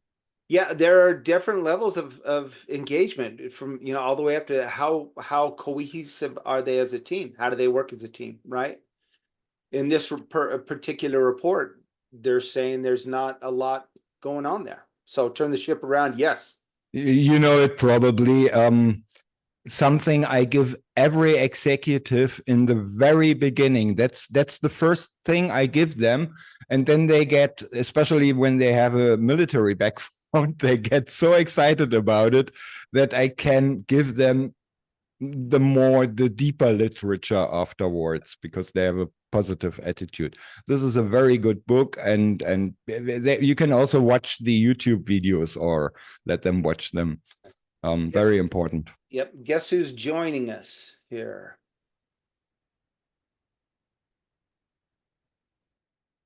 All right. Is John here?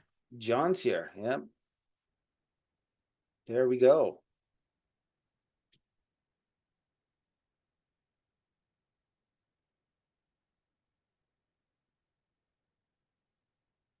All right. Hello, John. He's just still joining on the audio part. Good timing. He just got here just after our we got done with a quick break.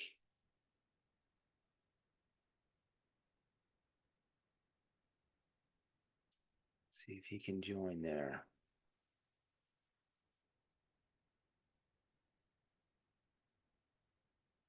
All right, real quick, while John is joining and we can get him up to speed. There he is. Hey, how you doing? Hey, John. We're doing good. You got Hi, just John. good Hello. timing. We just got back from a break. Good So, day, There you John. go. Good to There see you you. go. Say hi, everybody. Everybody good? Hi, John. Yep, Good good. to see you, John. Wonderful to see everybody. Rich, great to see you. to see you I as can well. only join for a few minutes, Rich. I'm over in Abu Dhabi. Oh. Just finished a 3-day event over here and heading to the airport in Dubai. But I just wanted to jump in and say hi to everybody and thank you all for your support. So far, so good, everybody. We're doing pretty good. Rich, is it going good? It's going good. I think they're the ones to ask though. Is it going good? Rich is knocking it out of the park, John. He's fantastic. Thank you. Thanks, bud. Good to see you, bud. Orestes, Mahmoud, Lorraine. Good Hi, to see you, John. John. Malou, Good to see you, John. Suhas, Gaurav, great to see you. Fernanda, how are you? Great. Wonderful. So what are you guys talking about right now, Rich? We were going through the actual 5 CCA report and kind of trying to Nice. pick out some areas in that would really show with this particular sample employee engagement with the individual team culture, the individual culture versus where on this particular sample it was low on the team culture. And so there's been Gotcha. some discussion around what is actual, measuring engagement versus measuring culture. And so Yeah. there's a lot of discussion around what is actually engaged employees, and maybe you can weigh in on that. Yeah. So it's interesting. We actually had a discussion in the retreat that I was running today about that. Timing's perfect. So the basic concept is that, and you all know that really it's interesting, most organizations are in fact measuring engagement. Most, not all, but most. Very, very few measure culture. And what we've discovered is that, you want to look at the 5 cultures of culture is really, I guess, macro levers, Rich, probably the way to put it. They're sort of more macro level. And engagement is really more micro from the standpoint of you can actually have pretty good engagement scores, largely disproportionately affected by the relationship that a person has with their direct manager. Yet underlying that surface could be issues related to, boy, nobody's talking about the vision, I don't understand the strategy, right? Some of those macro factors can kind of be under the surface that you don't see in an engagement survey, but you will see in our survey, the 5 CCA. So just think of yourself as a coach, working with your clients where you can actually deploy an assessment that's going to yield information that an engagement survey is not going to yield.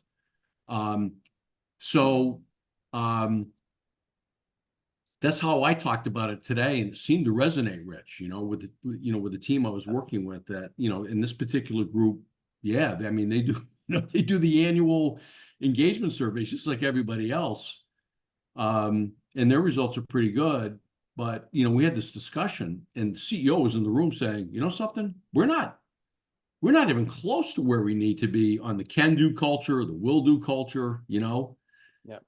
So that's my perspective. I think we have an opportunity as coaches really to provide a different lens and a deeper lens into helping our clients really see the health and maturity of their cultures, and that otherwise they wouldn't get, if they didn't work with us, Rich. You know what I'm saying? And I think the tool's not perfect. There's no perfect tool, but I think combined, I'm not saying get rid of engagement surveys. I think, yes, continue your engagement surveys, but let's also put a layer of culture, and then let's look at all that data. Does that make sense? Absolutely. Absolutely. Cool. Well, thank you. So we were, Yeah. I'm gonna jump back into the 5CCA real quick, and then we're gonna kind of go through the report, how the combined report works. Yeah. Just do your thing. I'm gonna hang out Yep. for about 5 minutes, and so everybody's gonna be on tomorrow too, right? Yes, yes. Okay, and when do you run the other ones, Rich? As far as what other ones, John? Okay, so this so this is the 5CCA, and then Yep. CTRA 40. Okay, got it. We went got through it. the Okay, CTRA 40 yesterday, got it. and we talked a lot about what is culture and those sort of things on Monday. So the Got it. CTRA 40. So today we were really jumping into the 5CCA and looking at time constraints. We'll probably get into the 3-day boot camp tomorrow, and then get into some role playing. Gotcha. Okay. All right. So So I'll exit here in a few minutes, everybody, but just just ignore me. I'll listen in for a few, and do your thing, Rich. okay. So one Thank of the you. things, everybody, is going through this report. A lot of the nuts and bolts, really how the employees are feeling, getting into these open-ended comments. What are the positive aspects of the organization's culture? Some of the comments around what those might be. Again, then we get into what are the negative aspects of our organization's culture. And just some of the things that even John just mentioned, shared vision is not always clear. People have trouble making decisions in a timely manner, lack of recognition and reward. These are pretty, if you're listening to what the employees are telling, what they're saying, this really, it gets into that area of why it's critical to do tools such as this. It's anonymous. It's not an in-house survey, that you really give people a voice. You give them the opportunity to really start talking about what are the issues that are going on in our culture. And sure, you really want to look at what are the positive aspects, where are our strengths, where are our gaps here. And the other part, getting down here at the bottom, suggestions for improving our culture, including the following. And really looking at some of these things, what everybody's saying, could invest more in competency training, improving the connectedness around across departments. This right there, if you read in between the lines, are they really siloed up? Do we have an organization that's siloed? Do we have an organization that's, they might know what the vision is? We've heard about this. We see it when we come in the mornings or whatever, it's on the wall. But how are we really working as a whole? Or is each department kind of working independently? And I've seen this in an organization I was working with, that everybody was had an idea working towards the same vision, but they were so siloed up, they had actually developed their own reporting structures and ways to report. And so when trying to marry these up was becoming a huge issue. Yes, Jamal, you've got your hand up. Yeah, thanks, Rich. And this is really exactly what I almost wanted to touch on before the break. At the size of my current organization, this is really how I feel it is. Almost every, like I said, it's a company that's split into a corporate structure and then three unionized environments, depending on the operation. And I really feel that it is siloed, and that's the word I think I was missing. Because, for example, your pilots are a whole different level. and you have your flight attendants who are also in their own little world and a unionized environment. And then you have the ramp crew, the mechanics, and the baggage crew, and it's different as again for the customer service at the ground operations. And then you have, of course, the corporate, which only probably makes about 20% of the company in reality, but they have so much effect over the rest of the 80% of the company. And it is really tough because they dictate everything, and these surveys come from them. And of course, they involve people from these different unions or departments, but I don't think it is enough. And therefore, there is always this disconnection when reality hits. So thank you for bringing that word up, because that really made me now connect things. Thanks, and welcome, John. Good to see you always. Hey, Jamal, good to see you. Yep. Good to see you. Definitely some comments come through. Lorraine, what have you got to say on this? Just very quickly, and I think before John leaves, I want to say that recently we've done an assessment as Gallup, and I mean I'm a Gallup coach, John. I'm not sure if you're aware, but sure. And what we found is that their engagement survey is, how do I say it? I've got to be very careful. It's sensitive. People are becoming disengaged by using the engagement survey, and Gallup is aware of it. They're aware of it. So what you said was spot on, and I suppose the timing was perfect because I held back to say anything.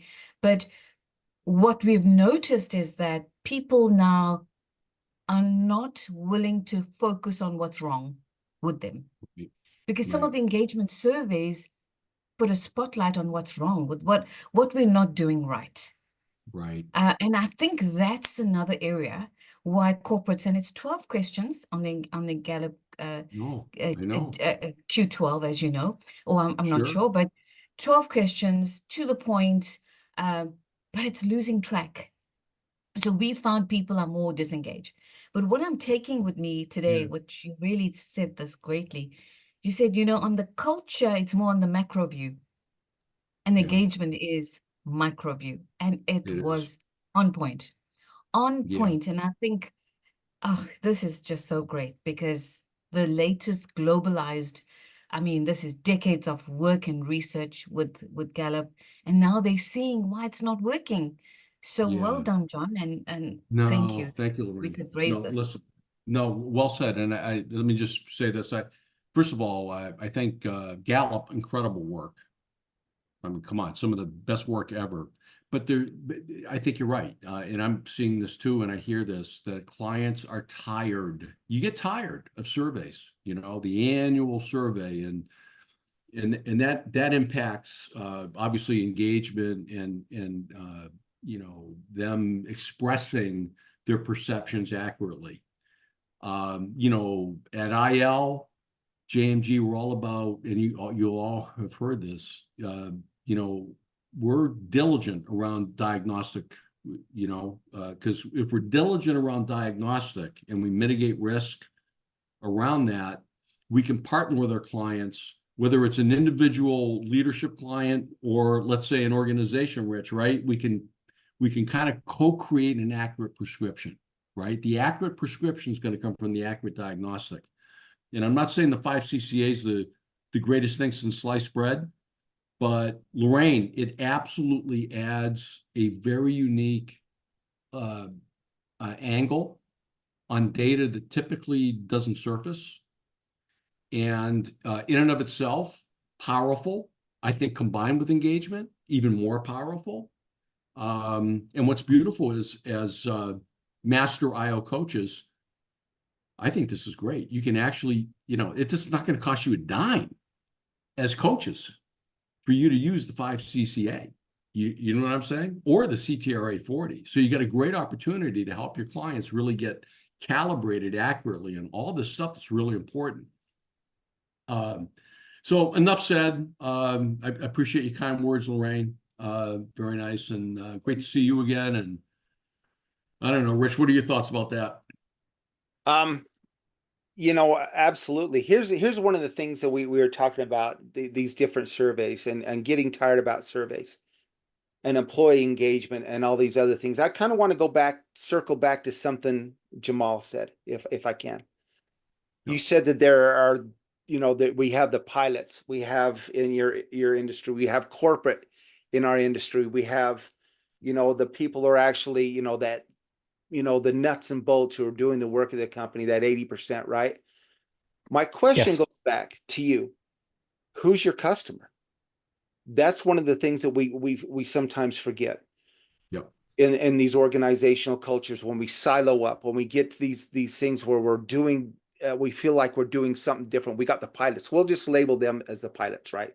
You're the pilots, or your culture, or your corporate, or we're the, you know, the ramp people. We're the guys doing the same thing.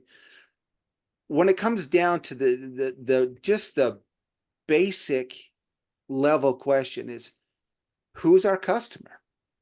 Do we have the same customer? What are our goals around the company? And that really gets back to the purpose of the That's right. organization, right? And the purpose, and then the vision and the mission. Why did we start this business to begin with? Just so we could probably get John from Orlando over to wherever he is now, right? You know, to get the customer from here to there. And sometimes we forget the basics of what that culture is supposed to be all about, what their original purpose is. So going Okay. back to that CTRA 40, what is it? Are you really ready? Do you understand yourself, the senior leadership, what the purpose is, what the vision is, what the mission is? Are we all Okay. on the same page, or is it just the pilots? We're just going to talk to the pilots See, today. Or okay, yep. exactly. So I love Yeah. what you're saying, and this is my idea when I go into a company. Yeah. The only thing is and honestly, aviation is probably one of the most interesting sectors I've worked in. Completely different from oil and gas, completely different from banking or telecoms. And it was fascinating because I got in with the idea I'm working for one company and I'm serving one customer, and this customer goes through a journey, right? The journey, you know, is being served here at the airport. He's being served by taking care of his luggage and personal items, his pets and he's being serviced on the plane. And he's also being served by corporate, you know, in terms of other um, products being offered and so forth. And I had this vision. However, the reality that really struck me here is I felt I was working for a company within a company, because we all get in, and once we are sectionized or put into these different unions, the union has such a huge effect on what you do, and you kind of feel like you are working, not exactly reporting to the union, but you have to dance the dance or dance to their tune. And in my opinion, it creates a lot of disconnection when you want to say you work for the company, but there are these 4 different or 3 different unions that you have to work with. And it's just a whole different world that, you know, I've been almost in aviation now for what, 10 years, and I'm still learning a new thing every day. It is honestly a unique experience. And therefore, I said what I said earlier. So I want to feel I'm working for one company. I want to feel that I'm serving that one customer. I want us all to have that vision and not, you know, this group, this union, that union. That creates a huge disconnection. So thank you for saying that too. Yeah, yeah. That's, you know, that's interesting, but when the different unions, I guess, the different subcultures, if you will, that have kind of come up around that. Do you think that the CEO or the senior leadership has allowed that to happen, maybe, instead of being more proactive on making sure that everybody was kind of working towards the same goals, regardless of the union, regardless of the department, regardless of the job function? I know the previous leadership, and the gentleman retired a few years ago. He had a great effect. He was really trying to push one message. The current one, I am not so sure about. I feel there is, I don't want to get really to the business nuances, but I feel there is just a certain focus on revenue on one side of the country, and there is a certain agenda being pushed. And that agenda is affecting different stations. Canada is huge, so we have the East and the West. So for example, right now there is a huge push on the East, really an overload for one reason or the other, while the West has declined and suffered in many stations, except for one maybe. And I don't know how these decisions really have been made, what data has supported those positions, but obviously the effects on the employees, especially the ground crew or ground operations, are really showing there is a lot of demoralization. And like I told you, I feel I've become really disengaged, not just because of that, but because of the particular ageism or the direction the company is choosing to go about its hiring strategies.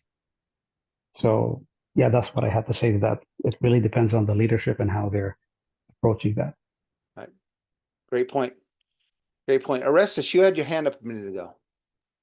Yeah, I just regarding Jamal's comment, Jamal, what helped me in such a situation, you maybe already know it, I don't know, but there's this book from David Marquet, Turn the Ship Around, and they have a very interesting slogan in that book. The ship is the Santa Fe. So he had the saying on that ship, there is no they on Santa Fe. And whenever someone used the term they in order to refer to a different area, to a different department, or even people, stakeholders close to the ship, then they got the culture in that people were looking weird and someone was saying, no, here we don't have that culture, please. And that was the worst ship in the beginning. If you read the book, it's really funny, the story. But there is no they on Santa Fe is a slogan I also implemented in each and every organization I was in with no effect. Okay, but that's the first where they start to rethink certain things, and this is a very good reference, David Marquet. So no one would say, oh, what who is that guy? He is a person, and thanks, it took really a note helped of that me. book. I'll look it up. Thank you. So this is what I want to do for the next 20 minutes, folks. I've put into chat that 5CCA report, the sample report. I'm going to give you guys each 20 minutes. I want you to kind of go through that. Pull that out of chat if you haven't already. And let's go through that. I want you to go through that individually. I'm going to give you 20 minutes in the interest of time, because this is going to go into tomorrow as well. 20 minutes, take a look at that. See, go through all the open-ended comments, kind of some of the high-level stuff. And let's come back and talk about what you see in this report. And so let's do this individually. I'm going to give you 20 minutes, and so go ahead and pull that out of chat if you don't already have that, and we'll see you in 20 minutes, and let's talk about this report again. John. Hey, Rich, I gotta head out. I just gotta hop in the shower, and then I'm off to Dubai, and then I got the direct flight back to Orlando. But listen, everybody, great seeing you. Great work. Thank you all so much. And Rich, thank you very much. I'll catch up with you tomorrow. All right, sounds good. Thanks, Before John, bye, everybody. Take a picture. John. Stay well. Have a good flight, everybody. John. Thank you. Have a good flight. All right. Bye-bye. Thank you. Bye. Bye. All right, so grab that out of there, 20 minutes. Take a look at that. Pay attention to a lot of those open-ended comments based on like the highest and lowest. Yes, Shalu? Who spoke? Sorry, I just wanted to check. This is the same sample report that's also on Trello, right? Yes, it is. It's called 5cc report _ sample _ 2024. Yes, yes. It's the same report that's on Trello. So if you've got it off of there, great. If not, pull it off of this. Take a look at it. We'll be back here in just a minute to chat about that. So 20 minutes. And I'll be online if anybody needs my help.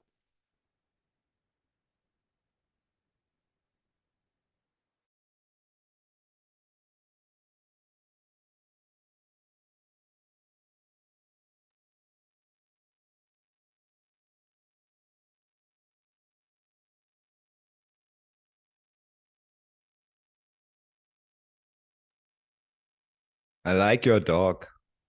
I really like her. It's a girl, huh? It's a girl. Yeah. Yeah. Yeah. She's only about a year old. So she's kind of been my shadow here at work. So she has to come to work with me, if you will.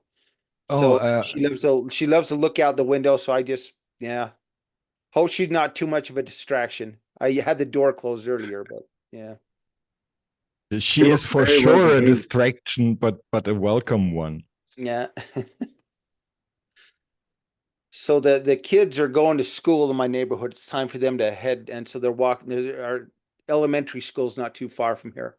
So she watches them as they walk past my house out in the front yard. So Cool. My cat is always watching the ducks and the crows here yeah. at certain times. Yeah.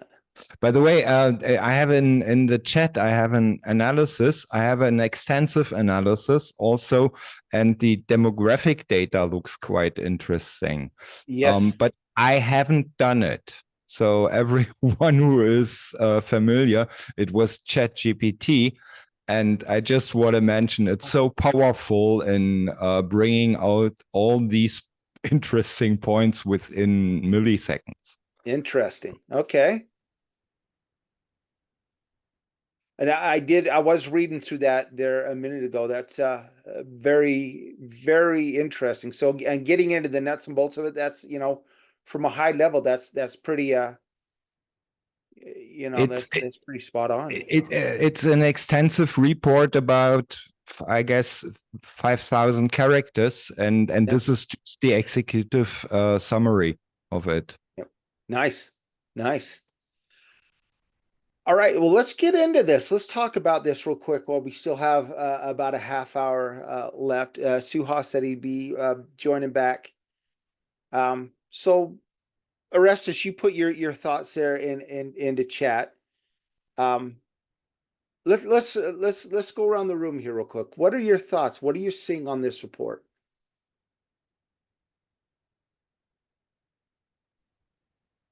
Jamal, yeah. I'll really keep it short. What in addition to what Orestes put there, what it really tells me is that there is a big gap, especially between people who've been there for 10 years and above, as opposed to anybody who has less than 10 years tenure. And when the focus is on the individual performance, it means it's quite a competitive environment. It is not really the healthiest environment. It's an environment of competition where you're only looking out for yourself, as opposed to cohesive teams working together.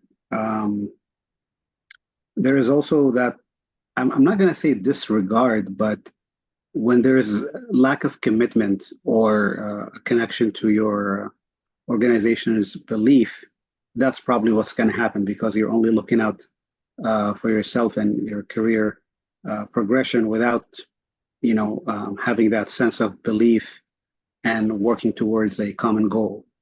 So, and a lot of it, probably the healthy portion of this report is related to people who are in a managerial level and above, as opposed to the rest of the employees who didn't have, I think, the same opinions, especially when I think some of the questions towards the bottom of the survey were related to how they see their leaders' decision and support, as opposed to how do the leaders know their goals? Are they what do you call it? There was one interesting question. I forgot to write that down. Sorry, I forgot it. But Okay. in essence, this is just really what I wanted to say. So your team versus relationship is definitely an area of improvement. The competitive environment is an area that needs to be addressed, and the fact who is happy in the organization, your 10 years and above, and managerial level versus the other people, um, your employees, is also a common issue. Yep. One of the things that I've seen in a real report is you see a lot of really high employee engagement, lower tenure, 1-2 years. You start to see that kind of dip down through, 4 years, 5 years, whatever. Then you start to see that come back up around 10 years. I find that very interesting. And is it that because, and if you break that down by position or title, you get even more insight into what that is. So, all right, thank you. Great thoughts on that. Mahmoud. Yes. Actually, what I like about the report, it gives you an introduction. So basically, what I'm always doing to my client, that I tell them what it's all about, just to prepare them what they are going to see and how they should perceive it. Because people are always the word assessment itself put you in a defensive mode, and some of the leaders always seeking for being complete. Yeah. So if they see like a red or yellow or any color code rather than green, let's tell them that you are not okay. Your management style is not okay. You are doing wrong. So automatically he jump into a defensive mode. And this is actually introduction is very, very important. The wording is very, very, very important. And actually the MELI will let me know how to phrase things to him.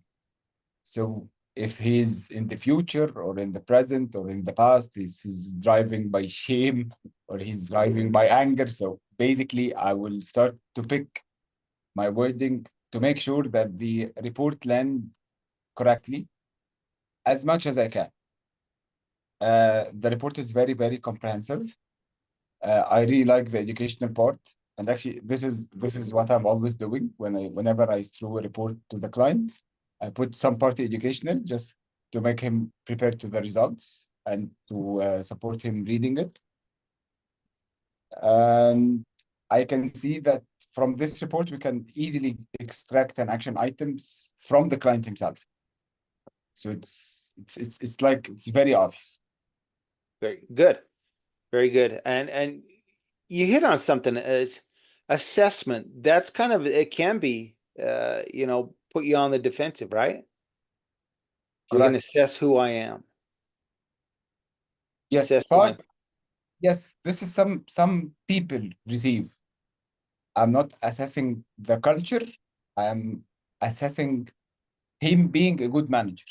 Yep. Or she is doing her job correctly as it should be. Yep. Here's an interesting thought around that. And this is based on an individual 360 that I just completed with someone only about 2 weeks ago. And sorry, still working through that individual 360, but some of the things that she saw in there on some of the comments for suggested improvement, she got very upset with. So hold on one second, one moment.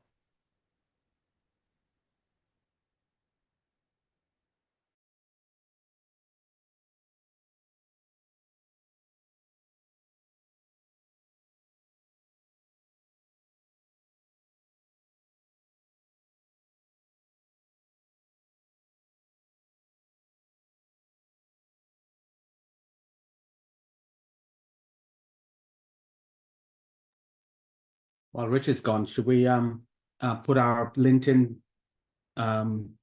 links in the chat, and then we can all connect?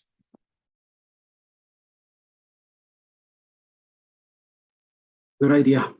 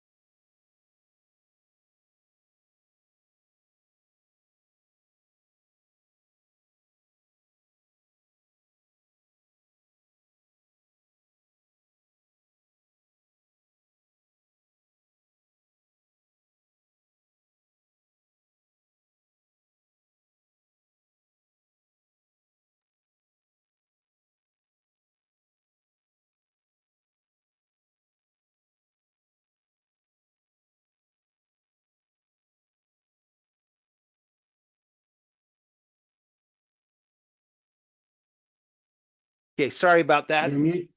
Everybody, I was on mute, had a little bit of a issue, had the police just come to my door. Look out, there was a police car in my driveway, was just dropping off some kind of literature. That's it. So wasn't a summons or anything, but that was weird. Sorry about Great. So they that. haven't found the drugs then, Rich? No, they haven't found him yet. So I've got him hitted good. So sorry about that. So Fernanda, let's hear from you next. Yes, well, actually, whenever I'm seeing this kind of assessment, it makes me feel that you are talking about the organization where I'm now, because that is happening. I can see the misalignment and disconnection between the high levels again and all the employees. That's why I said that I can see the individual engagement in each of the people who still are in their company, and how strong that is, and how far we are from them, that they see and they can just have, like, hey, thank you for what you're doing, or just make us feel, as a teamwork, or empower employees. So that is why I see that how good and how strong would be that the high levels make that decision. Are we ready to see how hard this is? It's not an easy work, but are we ready to start to create and build our culture transformation and keep these people who is still with us, not losing them as we are doing right now, and just to realize that there are a lot of people still that are not good for our company in our just talking about the future, transformation, and just to be ready to start working on that too. And those are my thoughts. All right. Thank you very much. And what I was saying earlier before I got interrupted is a client that I currently have, looking at her 360, which really, the 5 CCA is kind of a 360 of the company, right? We're getting all this information back. She was dwelling on the negative aspects of the comments and was really stuck in some of those areas. And when I had to walk her through the positive areas, these are areas that people are suggesting that you improve in, but that doesn't mean that's who you are. You have to go back and look at some of the positive results too, right? You got some great things going. And if you look at the positive results in this 5 CCA, some of the positive comments, this company actually has some great strengths that they can capitalize on. And so it's just like when Mahmoud said, how do we approach this? How do we how do we really unpack this for the client? Do we really dive into the negative aspects of the organization? Or do we really start, with some of the positive things, the strengths? You guys have some great strengths with your company. There's a lot of good things here, but there's also some things that, that need to be worked on. These are the gaps. These are the areas. And so that becomes that fine line. Remember, I told you that CEO, when he saw this report, he wanted to know who said what. He got really angry. Who said this? I want to sit down with him and have that conversation. And it turns out that he did later on sit down, have a chance to try to sit down. And there's about 65 people in the company. And so over the course of about the next year, he was able to sit down with everybody to get to know them and get to find out, their thoughts. And after we walked him through, these aren't, the bad things. You can't just dwell on the bad things. You got to look at the positive things about your company. You got some great people here. You got some great talent in your organization. You got so much strength that you can capitalize on moving forward. So yeah, that becomes like Mahmoud said, and Fernanda, great points, is it's a dance, right? As a coach, how are we going to walk them through this report? How are we going to what are we going to take from this report that we can really point out to the client, instead of just letting them go through there and pick out the bad stuff and let them dwell on it? It really becomes down to that dance, right, with us as a coach. So Lorraine, what's your thoughts on this? I'll go very quick because of our time. I think the CEO is, if I can just look at, if you go into this wanting to, if I look at the example you've mentioned, it truly is about him going into a defense of trying to defend his position. So that's very clear. And I think that's already a danger zone to be in. I mean, you have to understand that he's in that space, and this is no wonder you have that kind of results. So the silo kind of behavior patterns from this report is very clear, that there's a tendency of really becoming this real, we will work independently instead of interdependent. So collaboration is a big question mark for me when I look to the report. I like what Orestes put out there, so that it covers quite a lot. But the one point I want to leave with you is that I also believe that because of the age groups or the current age behavior patterns in terms of workplace behaviors, that could also impact the number of years. So depending on if there are millennials or Gen Zs, there is a current situation. So probably that's why you're seeing the results you are in terms of the timing or the first timing. So that's a great point. Taking into account the viewpoints, the different viewpoints of the different ages, right? Different age groups. So, how many, we still have a lot of the boomers that are still in the workforce. We still have, and of course, Gen X, and then millennials and Gen Zs. So there's a big mix in our organizations now. And there's a lot of, here's the weird thing. I think social media is really kind of exasperating some of this stuff. There's the boomers, and there's the Gen Zs, and there's the millennials. And amongst all of those groups, there are phenomenal skills and talents all the way across the board. The trick is how do we really capitalize on those different viewpoints, those different skills, those different talents, different abilities around technology and different things, so there's a lot of, and that really gets down to pulling those talent levers, right? Yeah, and Rich, if I can add, it gives us as coaches the opportunity to learn how to handle this, because we now start to handle your high millennial rate of your team. What are they looking for? And this Mhm. is where coaching your CEO becomes more interesting because millennials want purpose in life. They're not Yes. worried about the paycheck. They want to know, how do I feature and what I do best? I want to know my purpose. Yep. So these are aspects which allows us to try and dig deeper now. Yep. Because you go into the space of your age groups or what you're dealing with and what they need to now start applying. Because your millennials will definitely have a different overview to our age group. So again, it becomes quite interesting when you look at this bigger picture. Yep. All right. Thank you so much. Bud, what's your thoughts? Yeah, I really liked that exercise going through that. Sorry, I joined in late. For some reason, the sound wasn't on, and I didn't realize you guys had got back and started chatting already. So, yeah, just looking through that report, the positives, like there's quite a lot of respect for the leadership in there.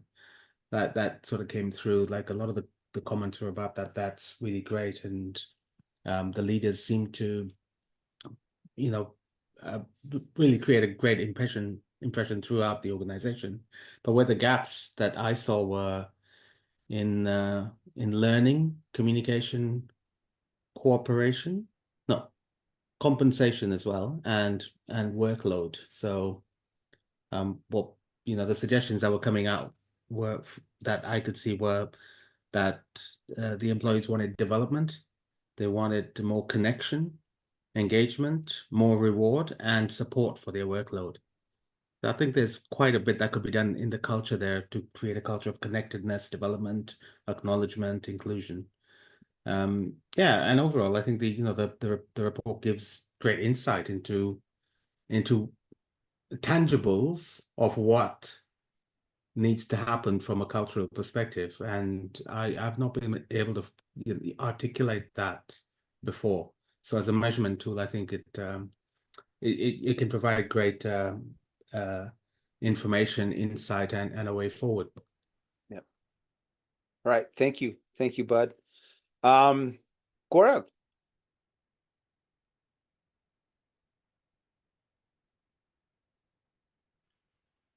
Yes, I'm there. All right. So what's your takeaway from looking at this report?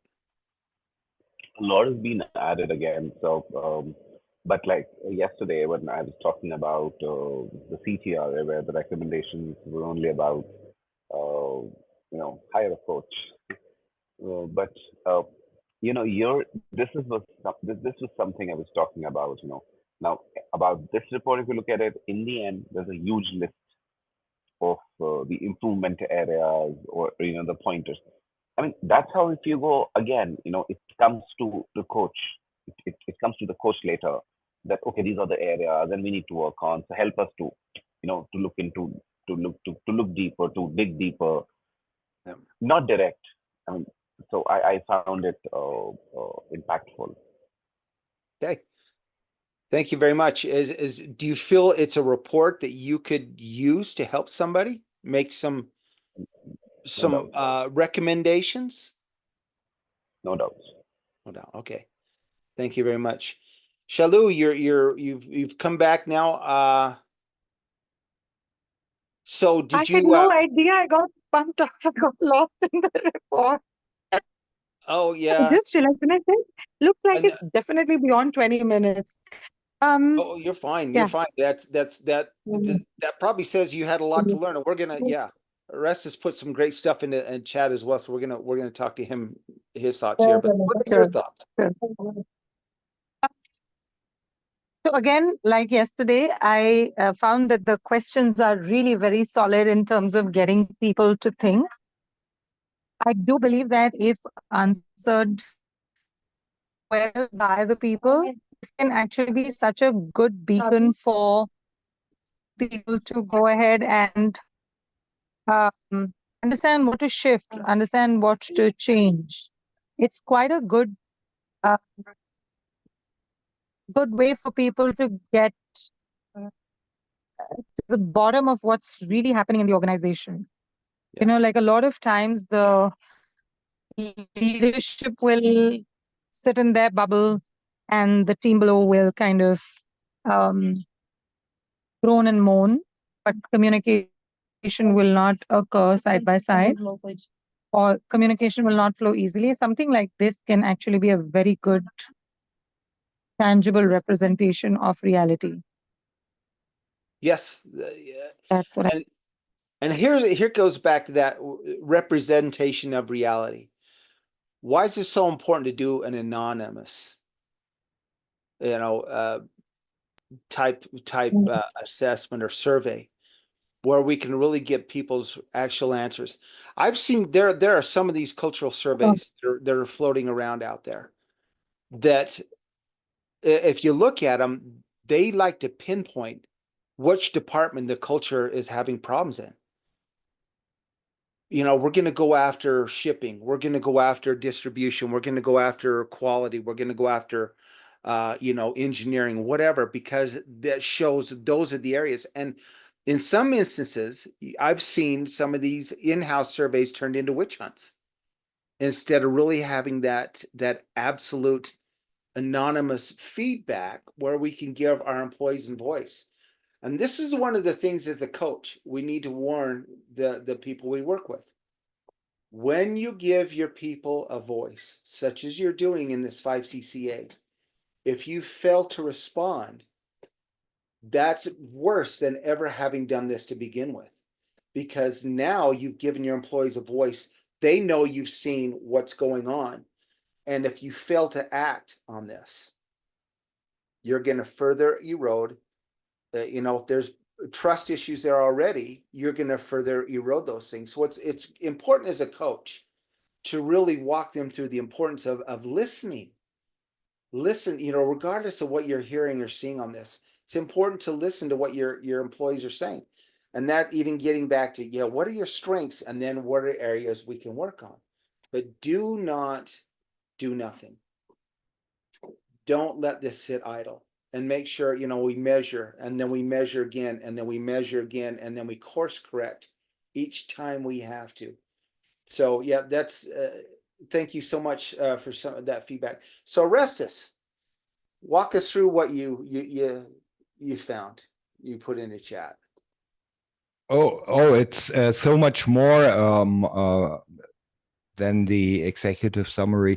I asked ChatGPT the question Bud answered, and I wrote him the answer. It's exactly as he described it, and also for me was interesting. For a first attack, ChatGPT is the 4.0 version, the newest version, is so powerful with data and bringing out the point. You can do 3 or 4 analysis per hour without going through all the points. You have always to cross-check. That's double check. That's one thing.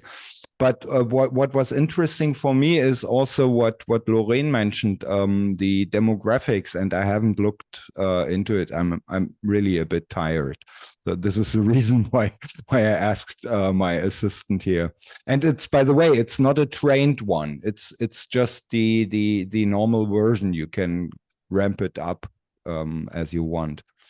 But the demographics are very interesting, and for sure the discrepancy in what they perceive, how they perceive this is why it's so important to add workshops for these because if you leave it in my experience, when I was a normal employee developer, it was always a pain in the neck, and it was sometimes these procedures were sometimes the reason for me, because I was a developer, I left. I moved to the next organization, and this is how they drain, how they perform their brain drain. So workshops are important, and what I see here, the term definitions. What do we understand if we use these terms? This is also a factor in this organization which we should probably address. redefinition of because if you look on certain areas, you get a good impression. And I'm absolutely sure this is exactly the area which is reported. So we have a look on the report mechanisms. How do they treat their data, and what do they mean when they talk about culture, when they talk about employee engagement?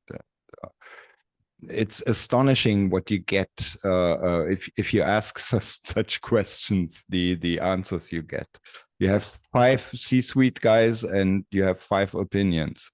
5 opinions. Yes, you absolutely do. In best case. Best case, yeah. Best case you got, yeah. And hopefully you don't have, lock and horn. Exactly, but you can use it to see where are the borders, where's the front line here, where is the hot topic, where should I be careful? Yeah. But you won't get an answer actually. Right. So you have to do workshops after that, and Yes. This is a very good example for it. So and that's a very good point. Even after this the CTRA 40 is done, even after the 5 CCAs done and the 3-day workshop, there is much more as a coach that we can do, getting in and helping them, see those strengths, see those gaps, the individual coaching, the individual leadership coaching, the individual development. And, a lot of that is really going to come out very strongly, especially with the senior leadership. Where are their individual leadership skills? Do they have the real skills and talents to move forward? Or is this going to be something that we need to work with individuals on in order to get them up to speed? So a lot of opportunity here for a coach. I'm going to give you a quick example of some of this. And Jamal, we did hear from you, right? We did hear. Yeah, I mentioned mine earlier. Okay, all right. Real quick example of this, and this is kind of a personal example. When I was young, I ended up as a studio musician. Yeah, back in Nashville, Tennessee, here in the United States. And when I had gone to school initially, a jazz performance program, learning, and so I felt I was pretty good. I had, I could play my instruments, very well. Thinking when I went back to to become a studio musician, and I remember going into some of the first sessions that I was playing on, and the producer and the engineer kept stopping me. Do that again. Do that again. Play that again. And it was getting so frustrating. And I'm like, yeah, I felt that I had done really well on some of these parts, because and just going into this, I really wanted to show my stuff, right? Really wanted to prove that I could do this. Some of the other studio players that had been at this for a long time took me aside after and said, don't listen to this, listen to this. Don't play here, play there. Just small little changes. And so had they not done that, and I was getting pretty frustrated. I was thinking, what is it that I'm not getting? Because it wasn't being explained to me. But when some of these others took me aside as a coach and started really coaching me and saying, it's not how you're playing, but it's what you're playing and when you're playing it. When you're applying these things. At what point, and what are you listening to?